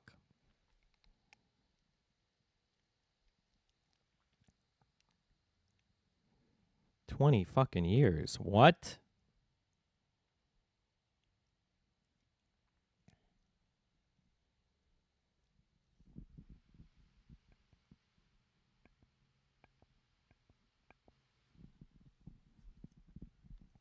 Combat is evolving. True.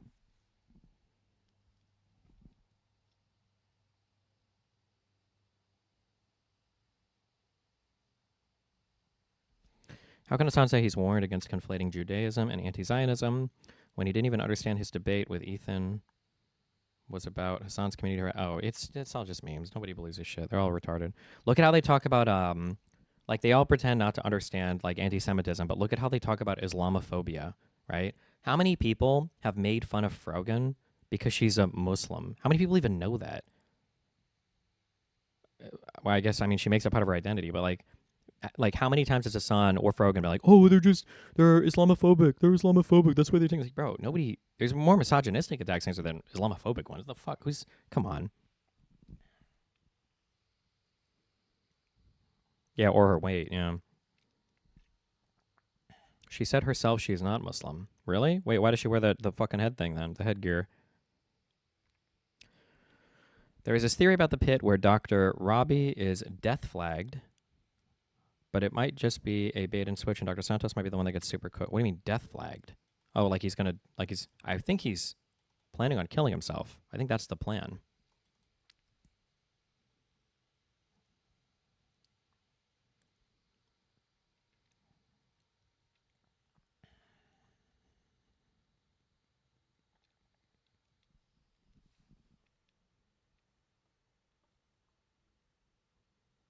I make fun of Frogan because her name is Morgan, and she's from Michigan, and she LARPs as a Muslim to get back at her mom. Okay, thank you, the Pate 91.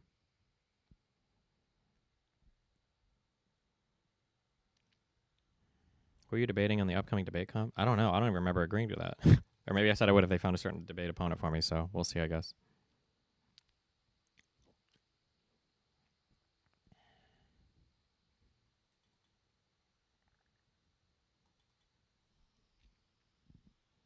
It's foreshadowed in Season 1, Episode 1 when Robbie doesn't wear a helmet while motorcycling.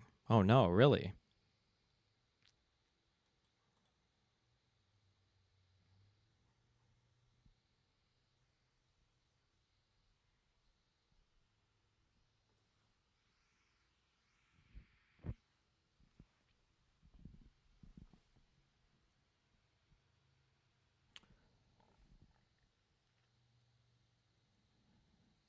Can you shout out my dog, Elfie? Shout out to Britt Coco's dog, Elfie. Seeing as we can't bring jobs back to the Rust Belt, Appalachia, what should we do? I like to ask, if you could go back to the towns along Route 66 before highways came, what would you do to save them? I have no idea. You can't save the past. Things move on forward, you know? Ryan Mullally was begging Wick to set up a debate with you last night. Talking to that guy is so fucking annoying. Andrew Wilson's World War debate channel seems to be flopping. You think so? I feel like he's on an upswing right now. I'm sure he's made a fuck ton of money on those stupid debate courses he's selling. This is an internal critique. goal of every debate? Internal critique. This is simply internal critique. I'm simply engaged in internal critique. Oh my god. Counterpoint to your take about Joffrey / good writing method. Joffrey's well written because he's actively challenged in the story. Compare that to Ramsay, where the story's constraints are drastically compromised to make it work, which weakens the authenticity of the writing as a whole. I mean, you can write different things for different things. It's just like there's not like a good or bad character. It just depends on the context and everything you see them in. The problem with Game of Thrones, I mean, you gave context there. The problem with Game of Thrones, I'm internally critiquing your statement. The problem with Game of Thrones is that it changed from a TV show that was all about grays and, you know, consequences and all this bullshit to like a Lord of the Rings type thing where you've got like villains and heroes. So you went from morally gray people like Tywin Lannister to evil people like Sir Meryn Trout, who's younger, bring me the newborns to and then Ramsay, eat my ex-wife with the dogs, eat her baby with the dogs.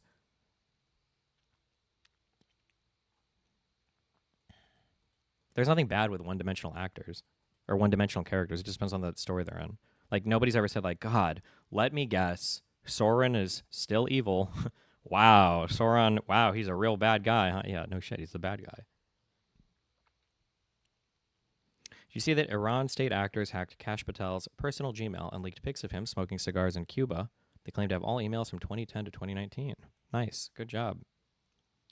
How is Tywin morally gray? Because he does anything to... He optimizes for his family, and that's it. He orders a bunch of horrible shit. The Red Wedding was really bad. Telling the Mountain to go fucking kill and rape everybody was really bad. What do you mean? Oh, Euron Greyjoy was just the worst character ever. Euron Greyjoy and Stannis Baratheon are the two people that book readers cite the most as being like destroyed in the TV show. In your opinion, which movie or show in the last 3 years had the best score in terms of character themes, motifs, etc., as well as musicality? I don't know, bro.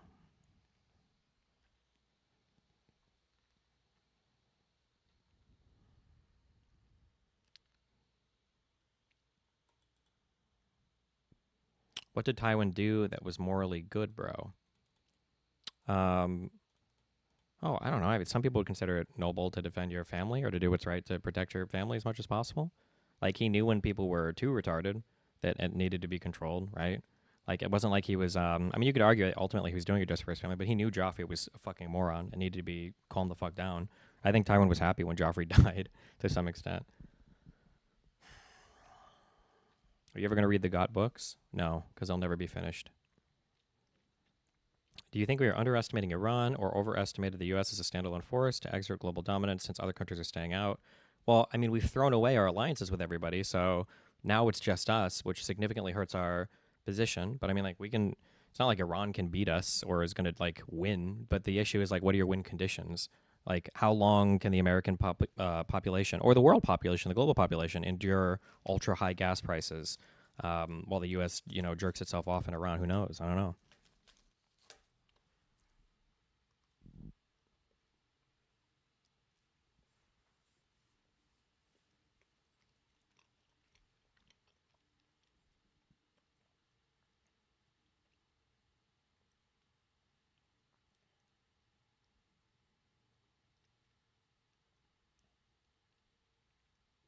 I think my favorite thing of all of Game of Thrones is when Dany is on the dragon and looks at Jon Snow and it's like, get on so we can fly away and everything will be good and we'll win the war. And Jon looks behind him and like 100 meters away, there's a zombie walking up and Jon's like, hold up, watch this, m'lady.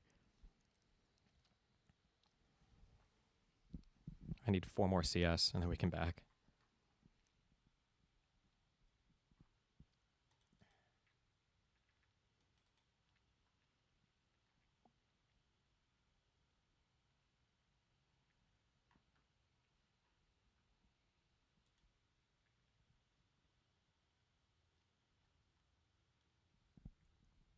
Plan on watching the new show for Game of Thrones? No, but I've heard really good things about it. Thoughts on Thin Lizzy? No clue who that is.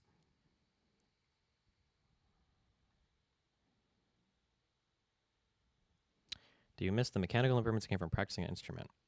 A little bit. Getting a little better at ARC has been fun, but otherwise, I don't know. Past the gaming time. Unless this court, if the court case gets kicked down 6 months, then I'm just going to become a full-time game streamer for the next 6 months. So you guys can go watch Hutch and decide do politics.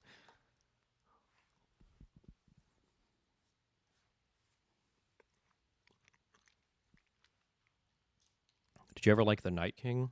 No, everything about the White Walkers was ruined and dumb as fuck.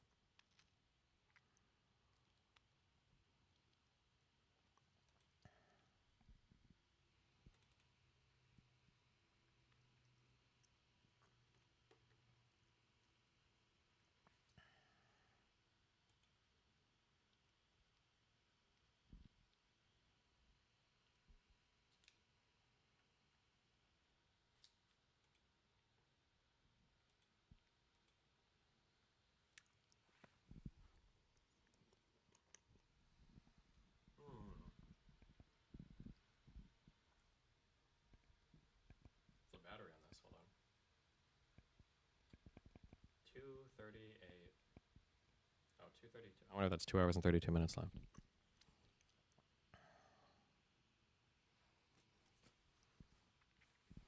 Jared Clav got arrested and banned off Kick.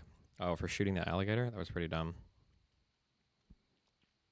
I don't know if it's legal to just discharge weapons like that. Also, pistols are loud. Even 9mm pistols are loud as fuck. Those guys were just spraying out there. Damn. Protect your hearing, my young people, all right? If you're in your 20s or teens, you might think that your hearing is invincible. Don't do that to yourself.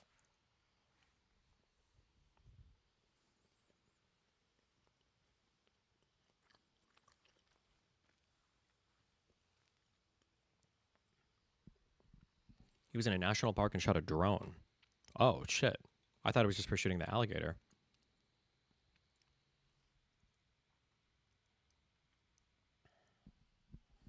How the fuck did you deal with bitchy coworkers at your past jobs? You find the good coworkers. Bitchy coworkers suck.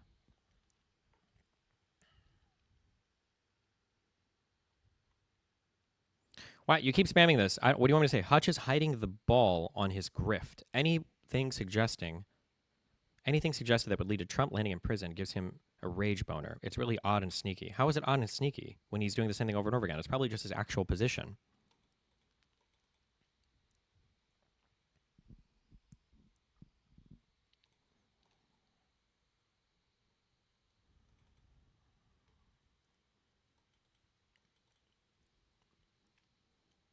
What changed your mind on the national debt problem? Nothing has changed my mind on the national debt problem. What do you mean? Or what has my mind been changed on? Graham Plattner already backed out of the PV event. Uh-oh.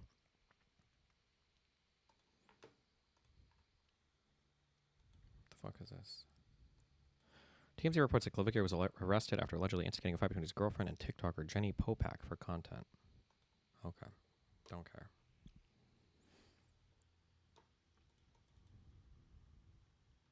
What's happening with Fishback? I think I have a debate scheduled.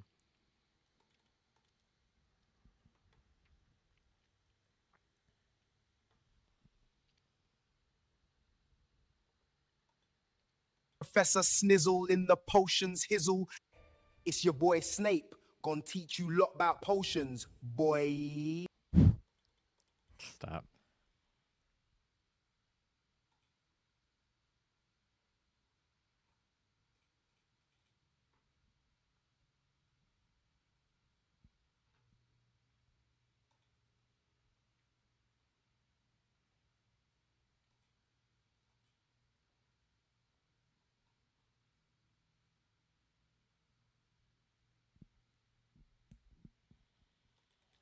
I feel like you never really got an answer to the question, how can you make reforms for people who don't care about rules? Hutch says, I feel like that's like saying why make laws when criminals will break them, but the whole thing being missed is that's why you should punish criminals.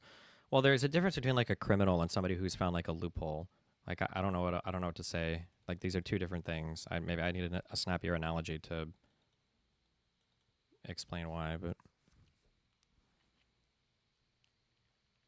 seems like when you talked to Bill, you downplayed it, but recently it seemed like you actually think we were reaching something approaching a debt cycle. Well, there's always going to be, like, you could have too much debt, but it would rely on you to continually increase your deficits, but then to also dramatically slow down the economy. But the problem is, like, if Trump is starting to make huge, like, changes of substance to how the U.S. conducts itself, then we could go down, like, a death path if we're not already on one, where the economy is not growing as fast as it should, or it's shrinking, or something bad is happening, and then, yeah.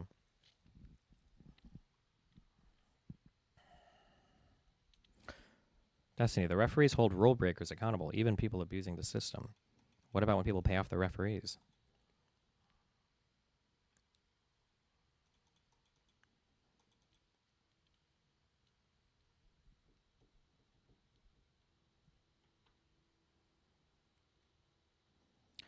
Destiny, a video game admin that's maliciously breaking game rules and people then saying, we need to hold them accountable to the rules of the game. Good one. Why do we have to go over this? Have you been paying attention to all the Hassan stuff? No, but I retweet all of it. Retweet it all. Hell yeah.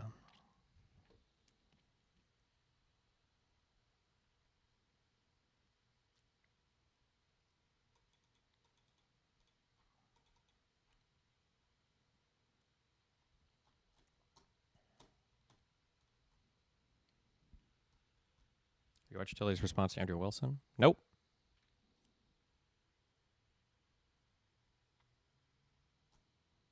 Did you watch the Too Lazy to Try video on Hassan? Chat will enjoy the audio. It's good. Nope.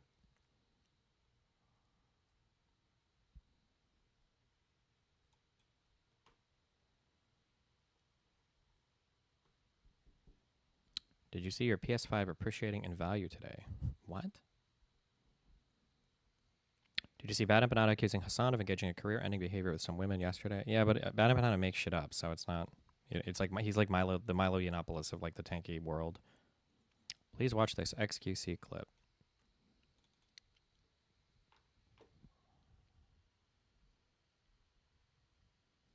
I have like no internet at this hotel while I'm streaming.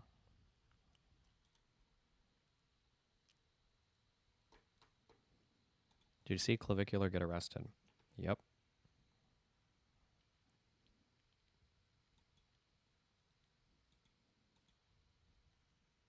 Yeah, I can't load this.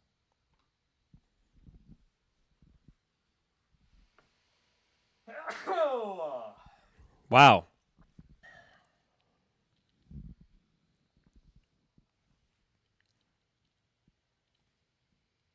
Daylight is so nice. Fuck. Well, I gotta have the sun all the time. Who's the best AE guest and why was it Wes? It was the Shaolin monk guy.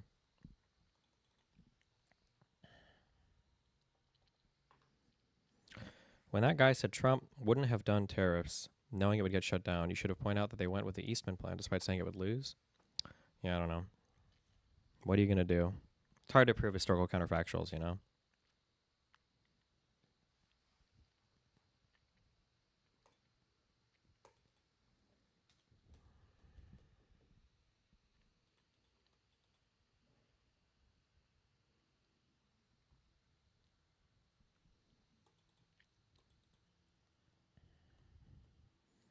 Why do you think large leftist commentators are able to pretend Hassan doesn't do super anti-Semitic shit like Mehdi and Kyle have been absolutely sweeping? It's pretty gross because it's team sports and they're on the same team. It's like the Trump stuff can all be analyzed the exact same way. Mehdi's not quite as bad, but like Kyle Kulinski would never ever ever call out like Hassan on anything. Because these guys are on the same team.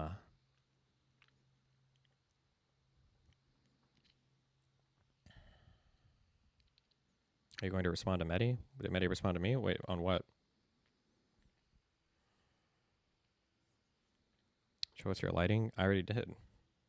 With my beautiful second camera.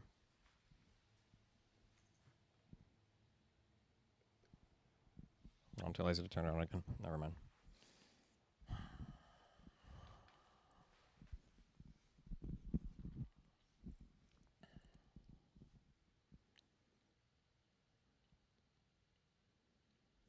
How old are those headphones? Are those ones from 15 years ago? What? These? No, they're relatively new.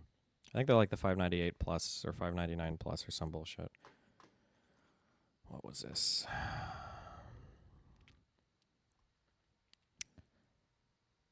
Would that be Team Starving Palestinian Children to Death? Oh, nice. Hold on.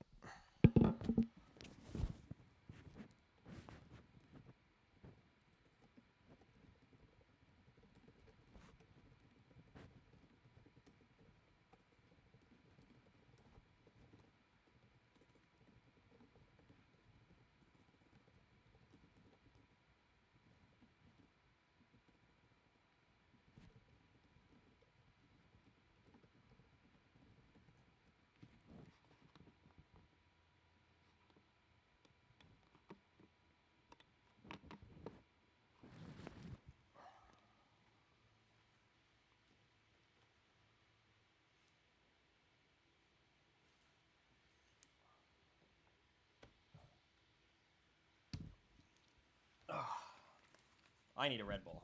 Fuck. Do you see Fuentes' theory on Vance and the Iran war?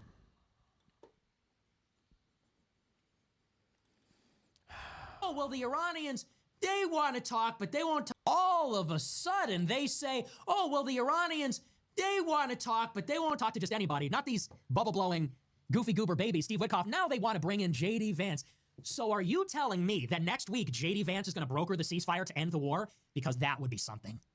That would be the mother of all psyops. In comes our fearless Vice President, J.D. Vance, to end World War III. They wouldn't talk to Witkoff. They wouldn't talk to Kushner. They would only talk to Vance. And so maybe that's going to be the photo op, is J.D. Vance in Turkey, in Pakistan, with the Speaker of Iran's parliament, shaking hands, making the deal.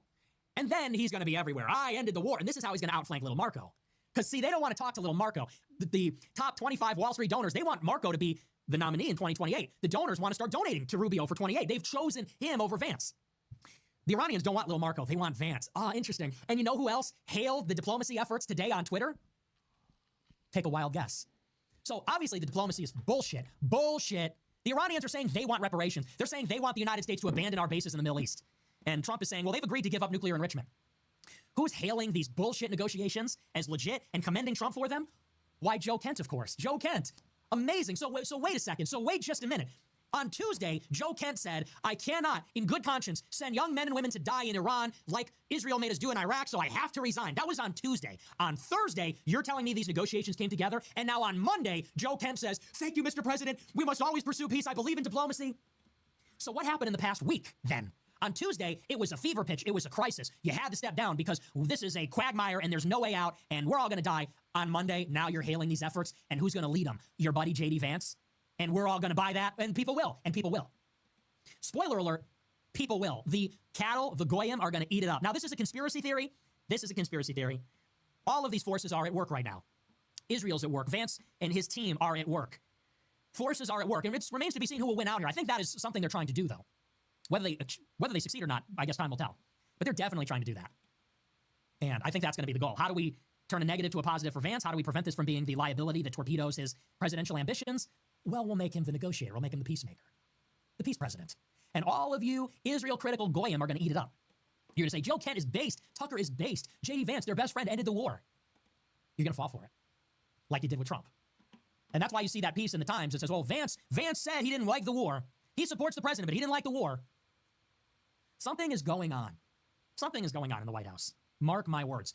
Something is going on in the White House. It is a proxy war in our own government between organized Jewry, behind Rubio, and the J.D. Vance team, the J.D. Vance entity. Not the Jewry. Okay. I'll be back. I'm going to buy a Red Bull. Hold on. Does my Discord work?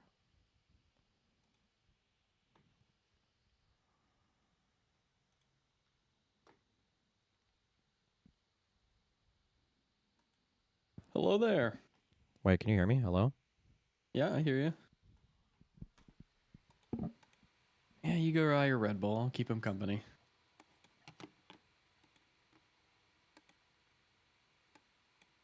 Oh, maybe he can't hear me. I can hear you.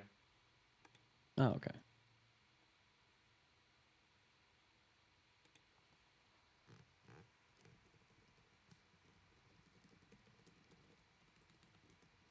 Have I been keeping up with the Destiny stream situation? I've kept up with it. Oh, I'm focused.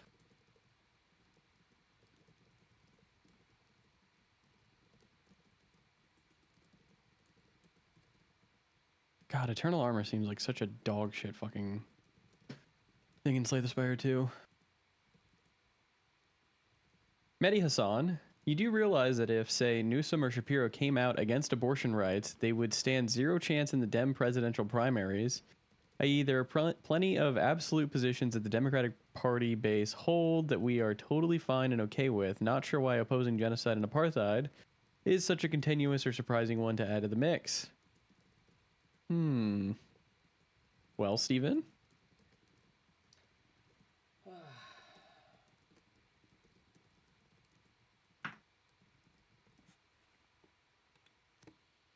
I'm gonna fuck your mom. That's what. Ooh. Be back one second. Compelling.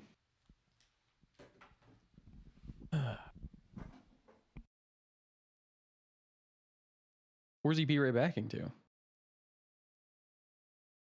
He didn't even say hello to me. Ah, but it's no problem, dear leader. I don't mind. No, it's fine, dear leader. I don't mind at all. I don't need a hello. No. Oh, holy shit. Enlightenment is insane. Reduce the cost of all cards in your hand to 1 this turn, but then if you upgrade it, it's this combat. Read it. Oh, hold on. Breaking news. Breaking news.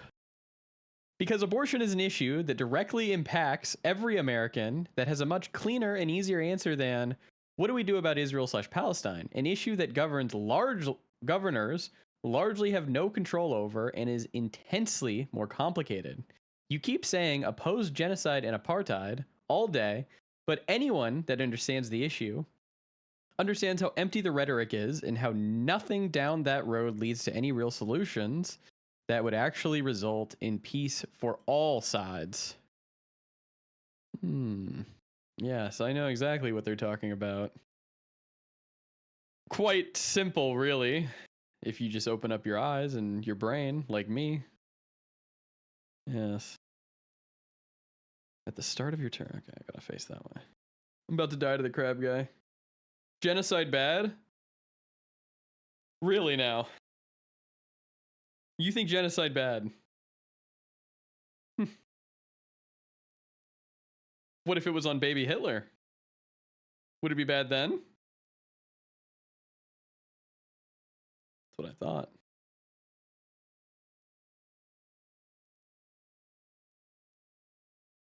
What if it was on all League of Legends junglers? What then?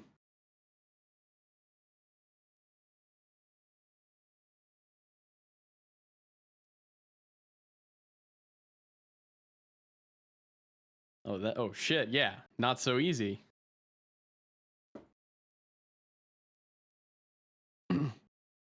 It's not shrimple as, is it?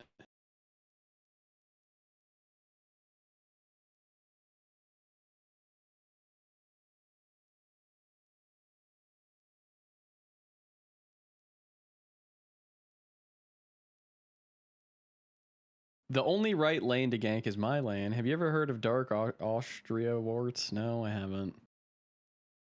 I'm sure it's something memey though.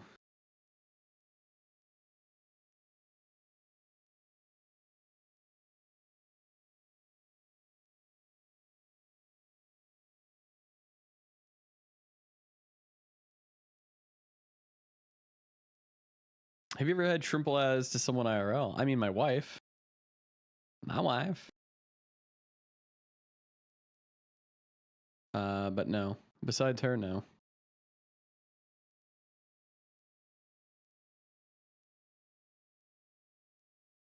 What class of D&D would I genocide? Bard players. Easy. I thought you'd have a good question for me. Oh, dear leader's back. Oh, everybody sing praise.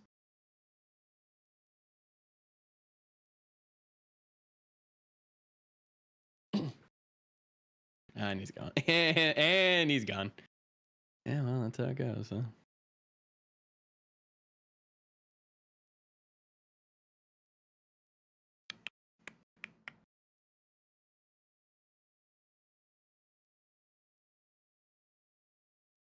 Hallelujah. Hey, what's up, Kick Chat? At the start of each combat, fill all empty potion slots with random potions. Raise my max age. I'll take the 9. I'll take the 1,000 gold. Thanks, though.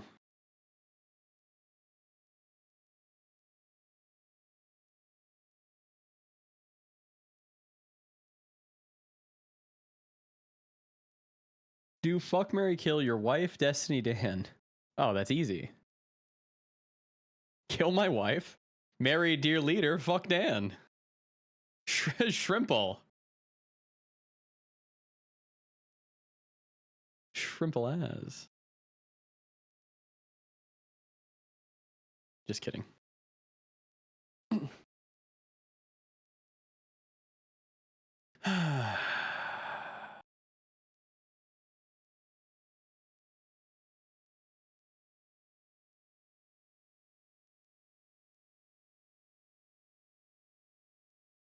How has Mr. Moon infiltrated the hotel stream too? He wanted me here, you fucking retard. This isn't my fault.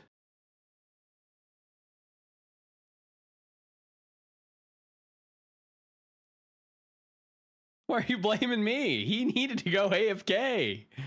I'm not lingering, he invited.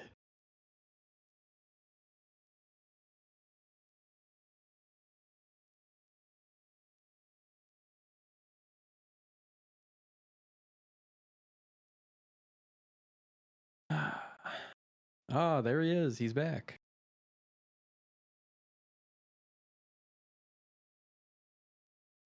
Welcome back, dear leader.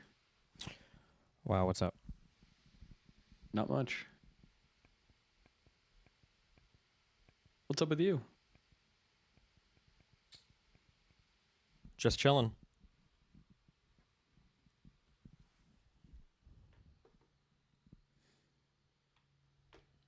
What did you guys do today? I talked about Project Hail Mary, very good movie. Talked about 2000 comedies movies and how I think Tropic Thunder is a 10 out of 10 comedy movie, and I think it's a perfect comedy movie. Dan said Super Troopers was better. I've never seen it. He also said Airplanes is really good. I've never seen it. Wow. Did you guys see The Naked Gun, the new one? No? Is it good? With Liam Neeson? I don't know. It's supposed to be okay, I think. It's like based on like the airplane style movies and everything, I think, right? I think so. I think it's supposed to be like that. Yeah. I baited chat with a, I said, well, what's your favorite comedy movie, chat? And you know who? No one said One Battle After Another. So, huge win. Based. What a movie. Man. I gave it a 2 out of 5. What a meh movie. Yeah, meh. It's hard to like put into words that much. Meh. Meh. It's forgettable. And I can't believe it won Best Picture. Must have been a bad year for movies, I guess, huh? That's what that means. Shitty year. So what's your plan? Where are you going to be? Just taking a little break? No, I have an event in I think 3.5 hours in Gainesville. Gainesville. Oh, I meant because you're gone till the 2nd. Oh, I don't know. I was gonna try to not do this UCLA event, but I have to have the department completely emptied out by tomorrow, or not by tomorrow, by the 1st. So before I leave. And then my subreddit said I was lazy, so I figured, fuck it, I'll just take all the days off. I don't do anything anyway. I Fuck guess. it, I'll show them I'm lazy. Fuck it, why not? Did you get any movers to help out with the apartment shit or no? I don't think I need movers. It's just like stuff I have to. Just moving one from one place to another. Yeah. You know, Dan, I'm sure he's available to help. I mean, it's just carrying stuff from downstairs to upstairs. That's okay. Dan Like won't not like mind. big couches or anything, but yeah.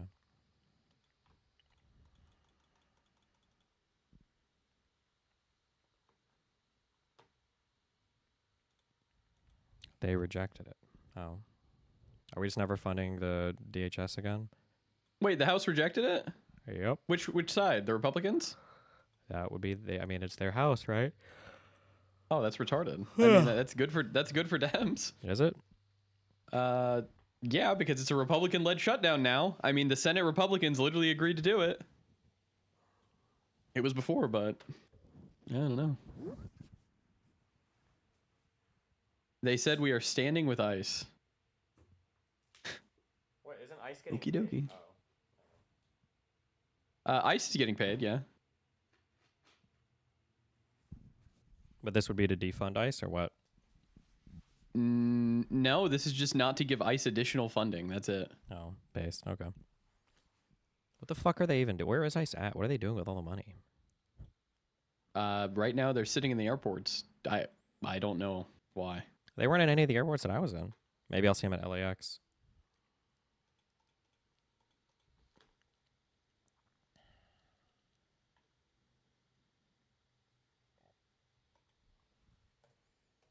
Yeah, I'm not really sure.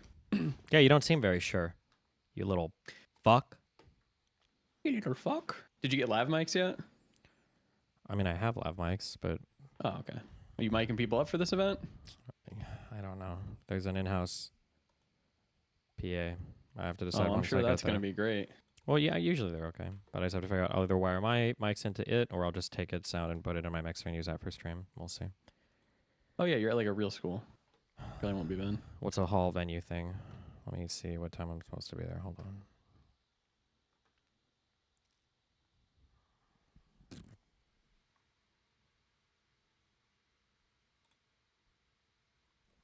I can't imagine the mechanisms of the average American's brain that allows them to see in real time Republicans holding TSA workers' pay as a hostage to fund something that has already been approved by the big beautiful bill and somehow manage to blame a Dem.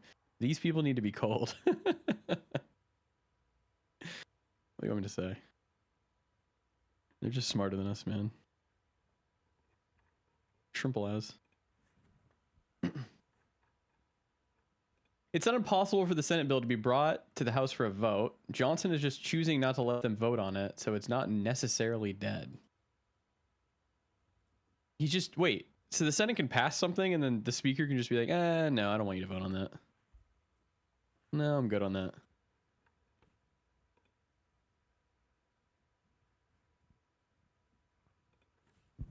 I don't think that matters much though, because like, if he doesn't want to vote on it, it probably means it wouldn't pass or something. No, like if the majority, if they had enough votes to pass it, wouldn't he get like voted out as Can Speaker they of the House call or for a something? vote? I don't know if they can call Yeah, for a they vote, could but it probably- wouldn't make him. yeah. I don't know, something like that.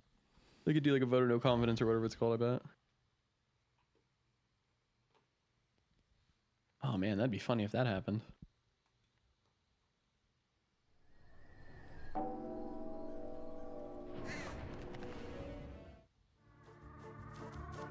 The Senate has the ability to change the bill, but the House has to reaffirm the bill if there are changes.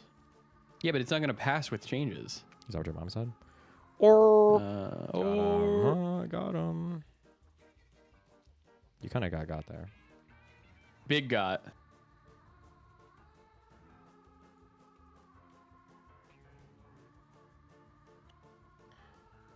Check the political page. There's an article with details. Yeah, I got a political page up. Wait, did you stream this morning? Yep.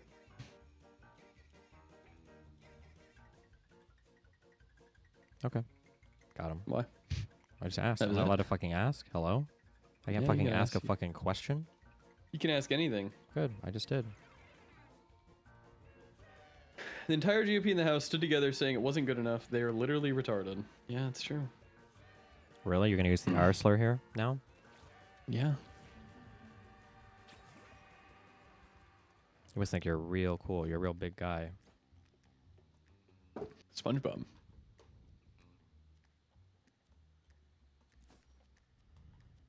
I have 3 sticks. Have you been playing more Mewgenics or Slay the Spire? Probably Mewgenics. One of the things I didn't like. One of the things I didn't like about Slay the Spire 1 is I started to feel like the higher ascension runs were just like super not fun and a little bit too luck based. Like, what you get for cards and everything starts to become really, really, really important. And like if you get it just feels kind of meh. Yeah, I'm on Ascension 4 right now, and it's pretty much you have to get I mean, if you don't get a good build, it's just GG in the first fucking half. Mm-hmm.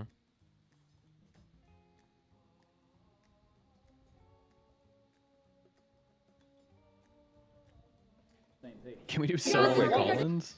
No. Hold on. Thank you, Mr. Speaker.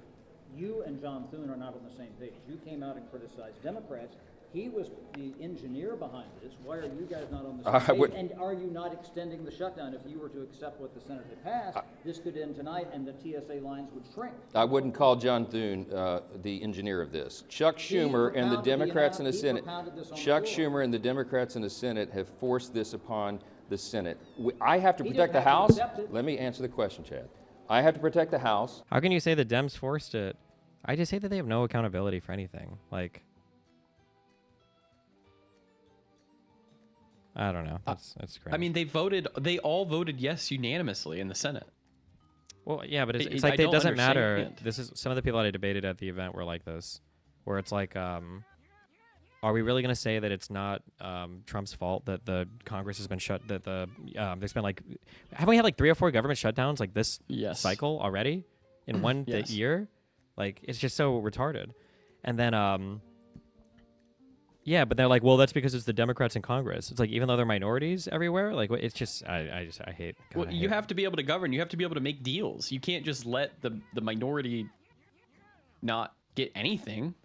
I don't know what they expect. They're retarded. Well, that is what they expect. And then one of the things that triggers me the most about like I said, I think I don't think Hutch's position is completely and totally invalid. Like I think there are reasons to not be as aggressive as I want to be. Like, I think you can have those arguments, but I will say that like if we were to take like the path that Hutch advocates for, it's going to be so fucking annoying coming into government and then trying to sell it as a win when we have to fight so fucking hard just to like get things kind of back to normal. That's just so fucking annoying. Ugh. Yeah. Like, I don't want to be sitting here championing passing bills or reforms or whatever that like, and then also because keep in mind that you're never going to get any of these things for free. So like, let's say that we come in and now you want to defund ICE or whatever because $90 billion over whatever, how many years for ICE is just ridiculous. If you want to do that, you're going to have to give something for it. Like, you have to get, they're not going to give it to you for free. So like, somebody will do some fuck shit and then now you have to give something in order to do something about like something that never should have been passed in the first place. Does that make sense? Like, yeah, 100%. Like, they want the Dems to capitulate, but they don't want to have to at all. But have you seen what Trump's trying to do with like I don't know what he's doing. He's trying to get the TSA workers just paid through like executive order. Oh, I saw that he issued an executive order. TSA people will be paid. Oh, based. Okay. It's like, well, with what money? That's fucking based, King. You're just mad that you're mad that Trump is a king. And that's it, yeah. How has no one ever thought to do any of this, man?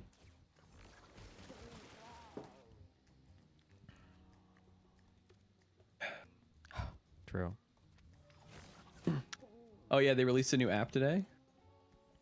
A new app? Who, the Yep, government? the White House app. Ooh, what's it do? It gets the news right to you, and it's no fake news. And then I think they update you on every Trump live stream and shit. Ooh, government news app. Wow, that's awesome. Awesome. Are you signed up yet for it? No, I'm not downloading that. Oh, because you hate America. Yeah. I hate what America is right now. Wow. That's pretty gross, bro. Stay informed with the official White House app. Get breaking news, latest policies, live streams, videos, photos, social updates, and early content access. Download now. Dude, do you think he's going to put a microtransaction in here? That would be cinema. Based if he did. I have important intel that I need to share with you, but you have to donate $20. Yeah, problem? Maybe he does. Ugh.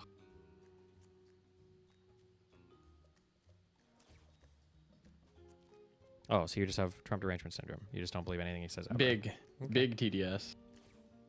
Oh, he had 2 tractors on the front lawn of the White House today and was talking to the farmers and saying how they don't like handouts. Yeah, problem? Yeah.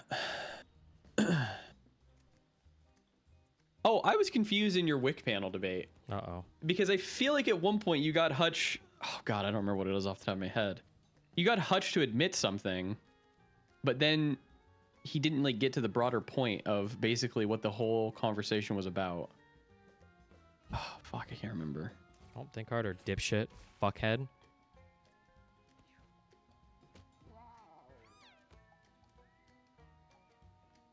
Better for Democrats in the last 10 years. I don't remember that.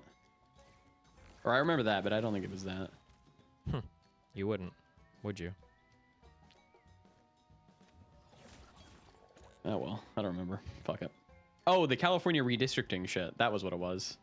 What about it? I think Hutch admitted that it was a good thing, but isn't it like... Oh, I don't know if he ever answered the question of like, isn't this bad? Oh, because he kept saying it's, I think he tried to, I don't want to say weasel, but he kept saying like, it's not ideal. And it's like, well, so was it bad? And he's like, well, it's not, I think he just said it wasn't ideal. I thought he said it wasn't ideal, but it's a good thing that it happened. Yeah, but that's like saying, that's like my argument, right? It's bad, but in this case it was good. That's what that sounds like to me. Just in more words. Well, that's what confused me. It's like, but that's like the whole argument that we're having here. It's like, yeah, it sucks that we have to do like these things that we wouldn't love to do. It's not ideal that we're going to do these things, but we're at the point that it kind of has to happen. Yeah. I don't know. What are you going to do? I don't know. Memer's going to meme sometimes, you know? Meme's going to meme. No, you going to go out to a No Kings rally? Just show up? I think I'm driving tomorrow, so unfortunately. Cooked.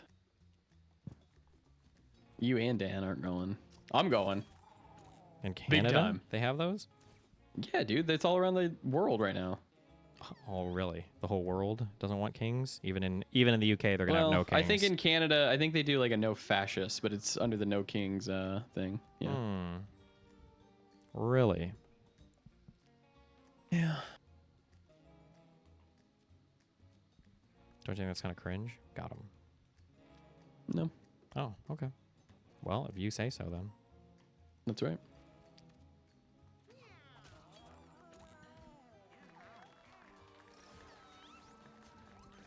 Also, he keeps going on about the convictions and indictments of Trump, etc. Didn't change their behavior, arguing the more aggressive action wouldn't change their behavior, which felt contradictory. Hutch is our boy. It's fine. Agreed. We'll settle it in the primary. Yeah, in the ring. In the ring. We're going to have our chief mogger up there, Gavin Newsom, talking about how he's going to hold a gallow, you know, for the past Republicans, and then we'll have... You mean fair trials? Fair trials. Yeah, fair trials, and then we'll have AOC up there talking about how things need to go back to the status quo, and we need UBI. Hell yeah. I know which one I'm voting for. Do you see this Hanania fishback clip? Nope, hold on. Why do this? It causes... Like, why do this? It causes you so much grief. It doesn't. It causes me so much humor. I mean, you said it yourself. Byron is funny. That is the reason. There's not some highfalutin, esoteric reason why I do it. Why did President Trump call him Rhonda Sanctimonious? Why did President Trump call her Pocahontas? I think the most effective attack against your opponent is to strip them of their name. Dale Carnegie rather famously said that the sweetest sound in the English language is a person's own name. I want to deny Byron Donalds his own name by changing. I think he should be stripped of his own humanity and fully dehumanized. If I can do that, I will win on August 18th. I will become the nominee, and I will serve as the 47th governor of the third largest state in the country. But these names sometimes have meaning, right? Dan Sanctimonious, Rhonda Sanctimonious has a meaning. Crooked Hillary has a meaning. You're just saying, look, a black guy. Isn't it funny? Like, let's call him by Byron. Yes, that's exactly what I'm doing, Richard.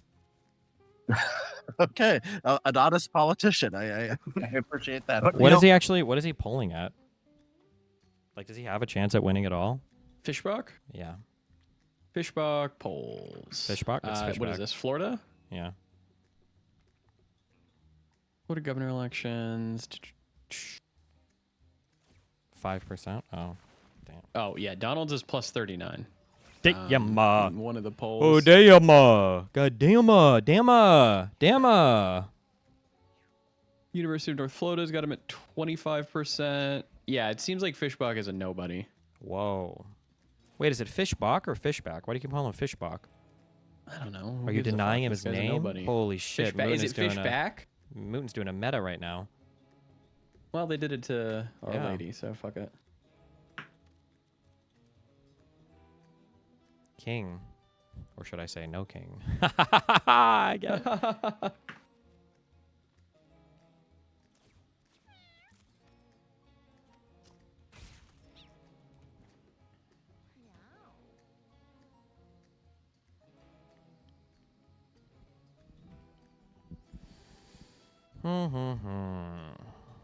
You're going to hold that mic until 7 p.m.?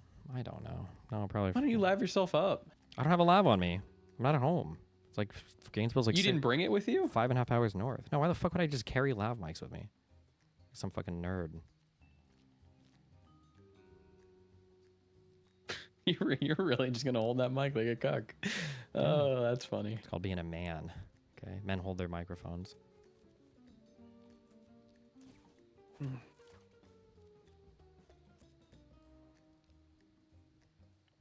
You excited for the code event? What is that? Is that tomorrow? Yeah, man. So they're thinking I'm gonna make that drive back tonight, huh? Yeah, that's what they're thinking, man. 1 p.m. Good luck. It's quite the drive. Ass in seat by 1 p.m., dude.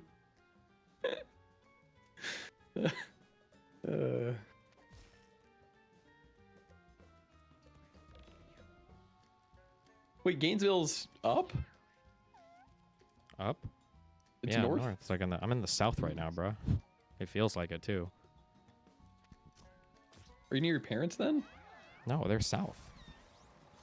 You just said you're in the south, retard. Well, like, cause you have to go north to get to the south in Florida. Oh, of course. Like nobody would say Miami is like the south. I would say Miami's in the south. That's because you're Canadian. But for us Americans, we wouldn't say that. Everything is north of Miami. Really? Really? The Keys are north of Miami, Royal? Ooh. Really now? Nice try. Bucko.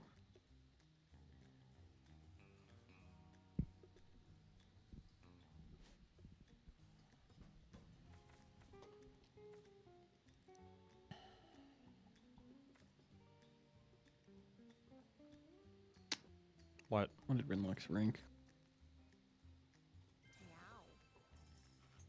You know, Wick, he does a decent job of hosting a panel. Yeah. I don't mind him even stepping in there and putting his own He does a good job. POV in. Yeah. Yeah, I like it. What do you do while driving to keep yourself occupied and not bored? I He just jerks it. Stare at the road for 5 hours contemplating my life. He thinks about, where's my judge? No, where is he? Where is that man? Wonder what he's doing.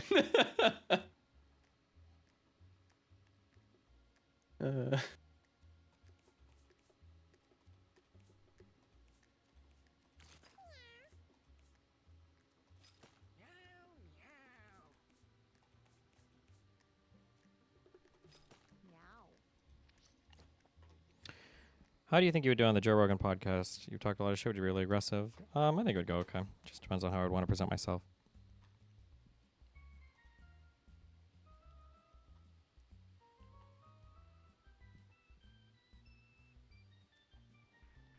Tappy toes or pure? What is that? Purette? Purette? Puree? I don't know. Oh shit! Puree? Is that what that is? Wait, who said it? I don't know. It was an item choice. Now I got that. Oh. I took that, so better be good. Oh, pirouette. I don't even know what it was. Who got that? Was it a bonus or a stat increase? Don't even know. Whatever. Who cares, dude? The cats are ugly. It's the style, brah. Trump asks John Deere and Caterpillar to cut farmers' tractor and equipment prices. Oh, shit. You just have to ask them to lower the prices. Why didn't Biden think of that?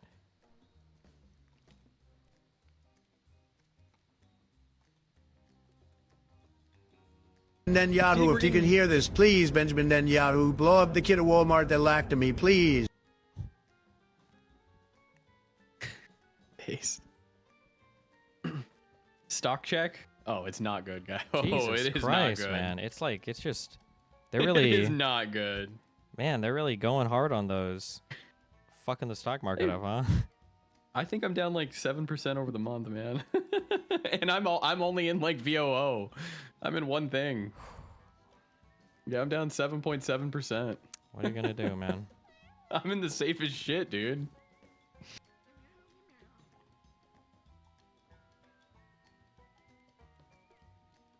Dono TTS back? Oh, are we bringing that back? I don't know. We'll see. If my We gotta. trial gets kicked back, then maybe we will. We're bringing donos back, man. We're gonna be doing 24-hour streams. It's gonna be cinema. Wait, hold on. I'm starting to like this court case. Oh boy.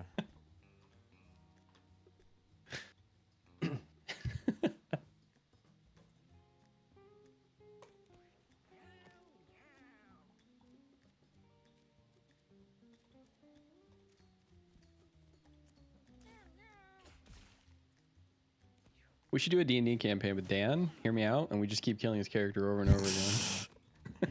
We're like making suboptimal moves and he dies. It's like, oh shit, sorry. Oh no, Dan. that We'll have to write you back in. Fuck. Cast a random spell. What will this do? Will it like actually like... Is it in a random place? Okay, I'm never using this item again. Dog shit item. Did I just get a debuff on this fucking cat now?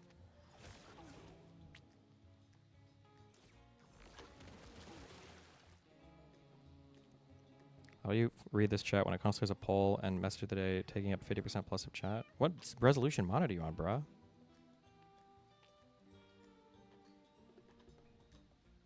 Is there any way to beat the strategy of I didn't know that? I think this is bad and I condemn it, so both sides are bad. You need more people in the media holding people accountable. There has to be more people than just me and Katie and Caitlin Collins. Okay, that's what you need.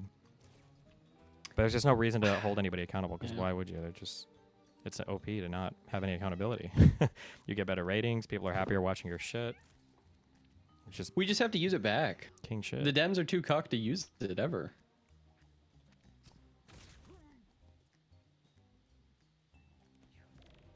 If we go any lower on the Dow, we might just get back to where we were when Trump took office. Yeah, not at 50K anymore, huh? Uh-oh. They're not talking about that, though, do they? That's not good.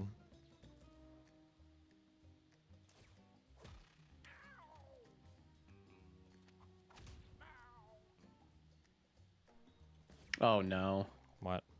This probably isn't a real report, but I don't know. I'll read it out because I have something to say about it. Kalshi says, Justin, Elon Musk reportedly joined a call with Trump about Iran war. Do you think Elon saying he was going to pay the TSA is like bringing him back into fucking favor with his daddy Trump? Jesus Christ. No, because that sounds like one of those things that's just way too much money. How much money would he need to pay? Did anybody do the math on that? He's not actually going to do it. I know, yeah. Because I don't think he can, yeah. No, I don't. Yeah, I think it would just be way too expensive.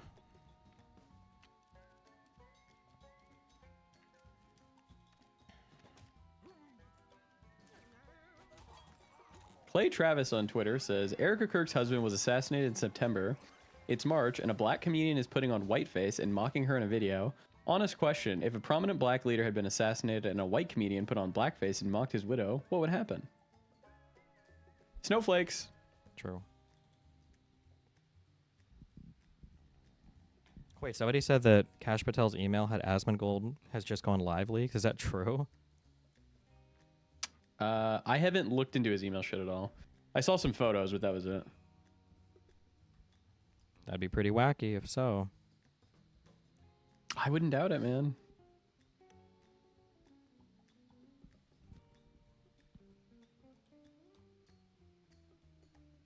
I'm just sad that the conservatives locked on to Nick Shirley, man. There's just so many. In a way, he's the perfect representative, you know. I got an email from a guy or a girl. Is say June? Is that a girl name in Korean or is that a male name? I don't know. It's a person. They said, whenever Hutch and others mention staying within the bounds of the law and, quote, investigate and prosecute as best you can, end quote, would be worth asking, quote, who and how are we going to investigate these people, end quote. This admin not only replaced all the top-level officers with their sycophants, all the competent bureaucrats that actually kept the U.S. government working have been getting fired / quitting in droves, and it's been barely a year. And then they link articles. The FBI has been gutted. The Department of Justice has been gutted. The State Department has been gutted. The Department of Defense has been gutted. The next admin will be inheriting a civil service of conspiracy-pilled retards and Trump cultists. Sure, we can replace the usual cabinet level and Senate confirmed positions, but what about all the laid off and fired employees that knew what they were doing? Are they coming back? Probably not. We can't even begin the work of investigating until all these maggots are excised from the government, and that's already going to look highly politicized for the average voter. And I'm not even going to begin getting into the amount of evidence destruction that is and will be taking place before the transition even starts. So when Hutch asks... Wait, quick thing to say.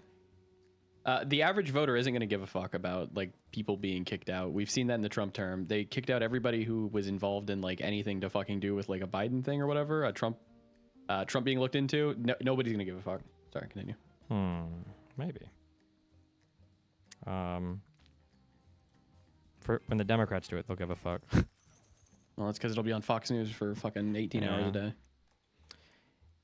So when Hutch asks, what has Trump done? Has Project 2025 worked out? Yes, its mission was to gut the federal government, instill mass distrust of every institution, and install loyalists. Mission accomplished. And I'll leave with just one last thing. You ever wonder why the FBI never released pictures of the engraved bullets in the Charlie Kirk assassination? Cash and Bongino, they're the director/deputy directors of the FBI, so obsessed with the social media and aesthetics that they coordinated their tweets. Scroll down to September 10th section, but never released any pictures to further illustrate this as a leftist attack. Maybe they wouldn't, ... Maybe it's outside their MO, ... Except Cash literally released images of the ballpoint pen messages on the bullets found during the later ICE facility shootings in September 2025. To be clear, I'm not coming at this from a Candace Owens the Juice did this POV, more from a the FBI has been so gutted and filled with incompetence they might have messed up chain of custody of evidence or damaged the bullets during evidence collection POV. And I don't think they would have the gall or ability to outright lie about something like this without it being leaked. It's just weird that they kept mentioning all the engravings and never showed any pics / shrug. Wait, did we not see pics of the bullets? I thought we did. Which bullets? From the Robinson guy. Is it Jeremy Robinson? Or the guy who shot and killed Charlie Kirk. I know that we saw the text in the police report, but didn't we see a picture of all 4 bullets? See if I can find them. Oh man, this is like a Mandela thing, because half of chat is saying yes and half of chat is saying no. Fox News, string of... FBI Director Kash Patel said investigation recovered these rounds from the scene in Dallas where a gunman opened fire on the local... Yeah, so there's a picture. Is it of all 4 bullets? Yeah, there's 5 bullets. Oh, wait, one says anti-ice, and I don't think you can read the others. But it's on like a... Wait, link me, whatever you're looking at. Yeah. All right, I'm sending. Sorry, I didn't hear you. That's the image, and then this isn't the Charlie Kirk shooting, though. Oh, yeah, no. This is the one where the guy shot into the van and killed the 2 immigrants on accident. Oh, sorry. At the top it says Charlie Kirk shooter. Wait, holy shit. I never thought about this, because we saw pictures of the rifle in the bag. Did we really never get pictures of the bullets? Ooh. Wait, that's crazy. You think they just lied about it? I don't know anything about this current administration. But if they had pictures, they would have posted it, right? That's what you would think, because they posted the gun for the... They posted the gun in the box, Ready guy. in the evidence box. I remember that. Yeah, they posted the gun of the Charlie Kirk guy.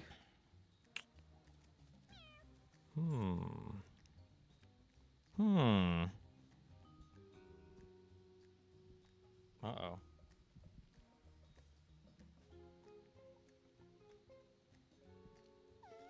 Well, what are you going to do? What do you want me to say? It's bad. Hey. What? What do you want me to say? True.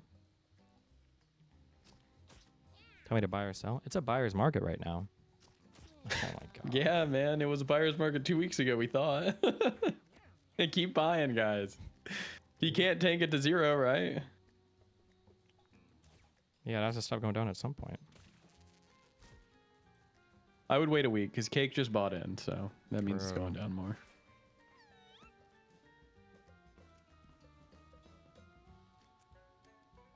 What happens if you hit a cat that's already downed? He's not going to die, right? Nah, he'll be fine.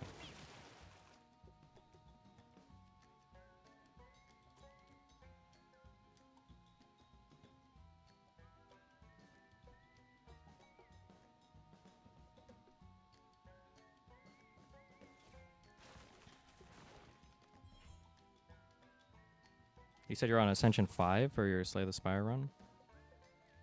It was 4 or 5 for one of the guys, yeah. It's per guy. I don't know if it was like that in the other one. The Ascensions in this one aren't so bad. Huh.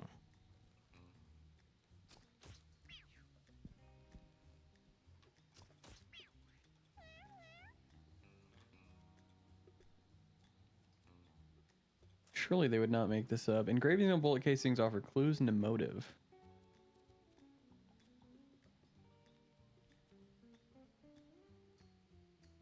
Oh, this is the Bella Chow one, the Hey Fastest Catch. Yes, that one. Notices bulge. So we yeah, never saw those yeah. bullets. They release everything, so that seems really weird. Uh-oh. Pretty wacky, pretty wild. I mean, it wouldn't be the first thing they've lied about.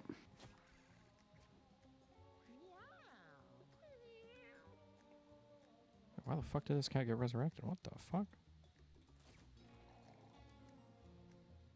We never saw those bullets, but they were clearly mistaken video game references. Oh, you know, we saw that.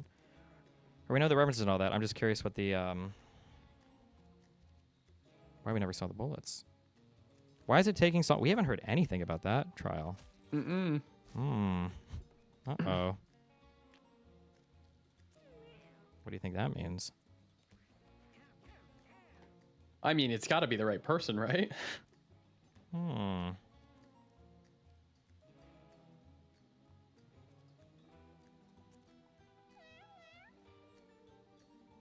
But imagine if it wasn't. There's like no way though. That would be like the biggest FBI fuck up I've ever heard of. Yeah.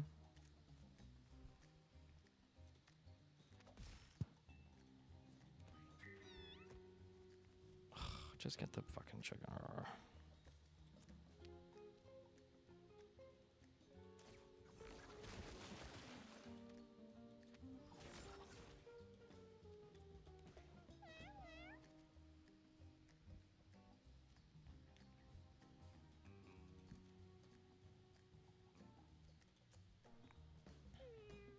Well, anything else?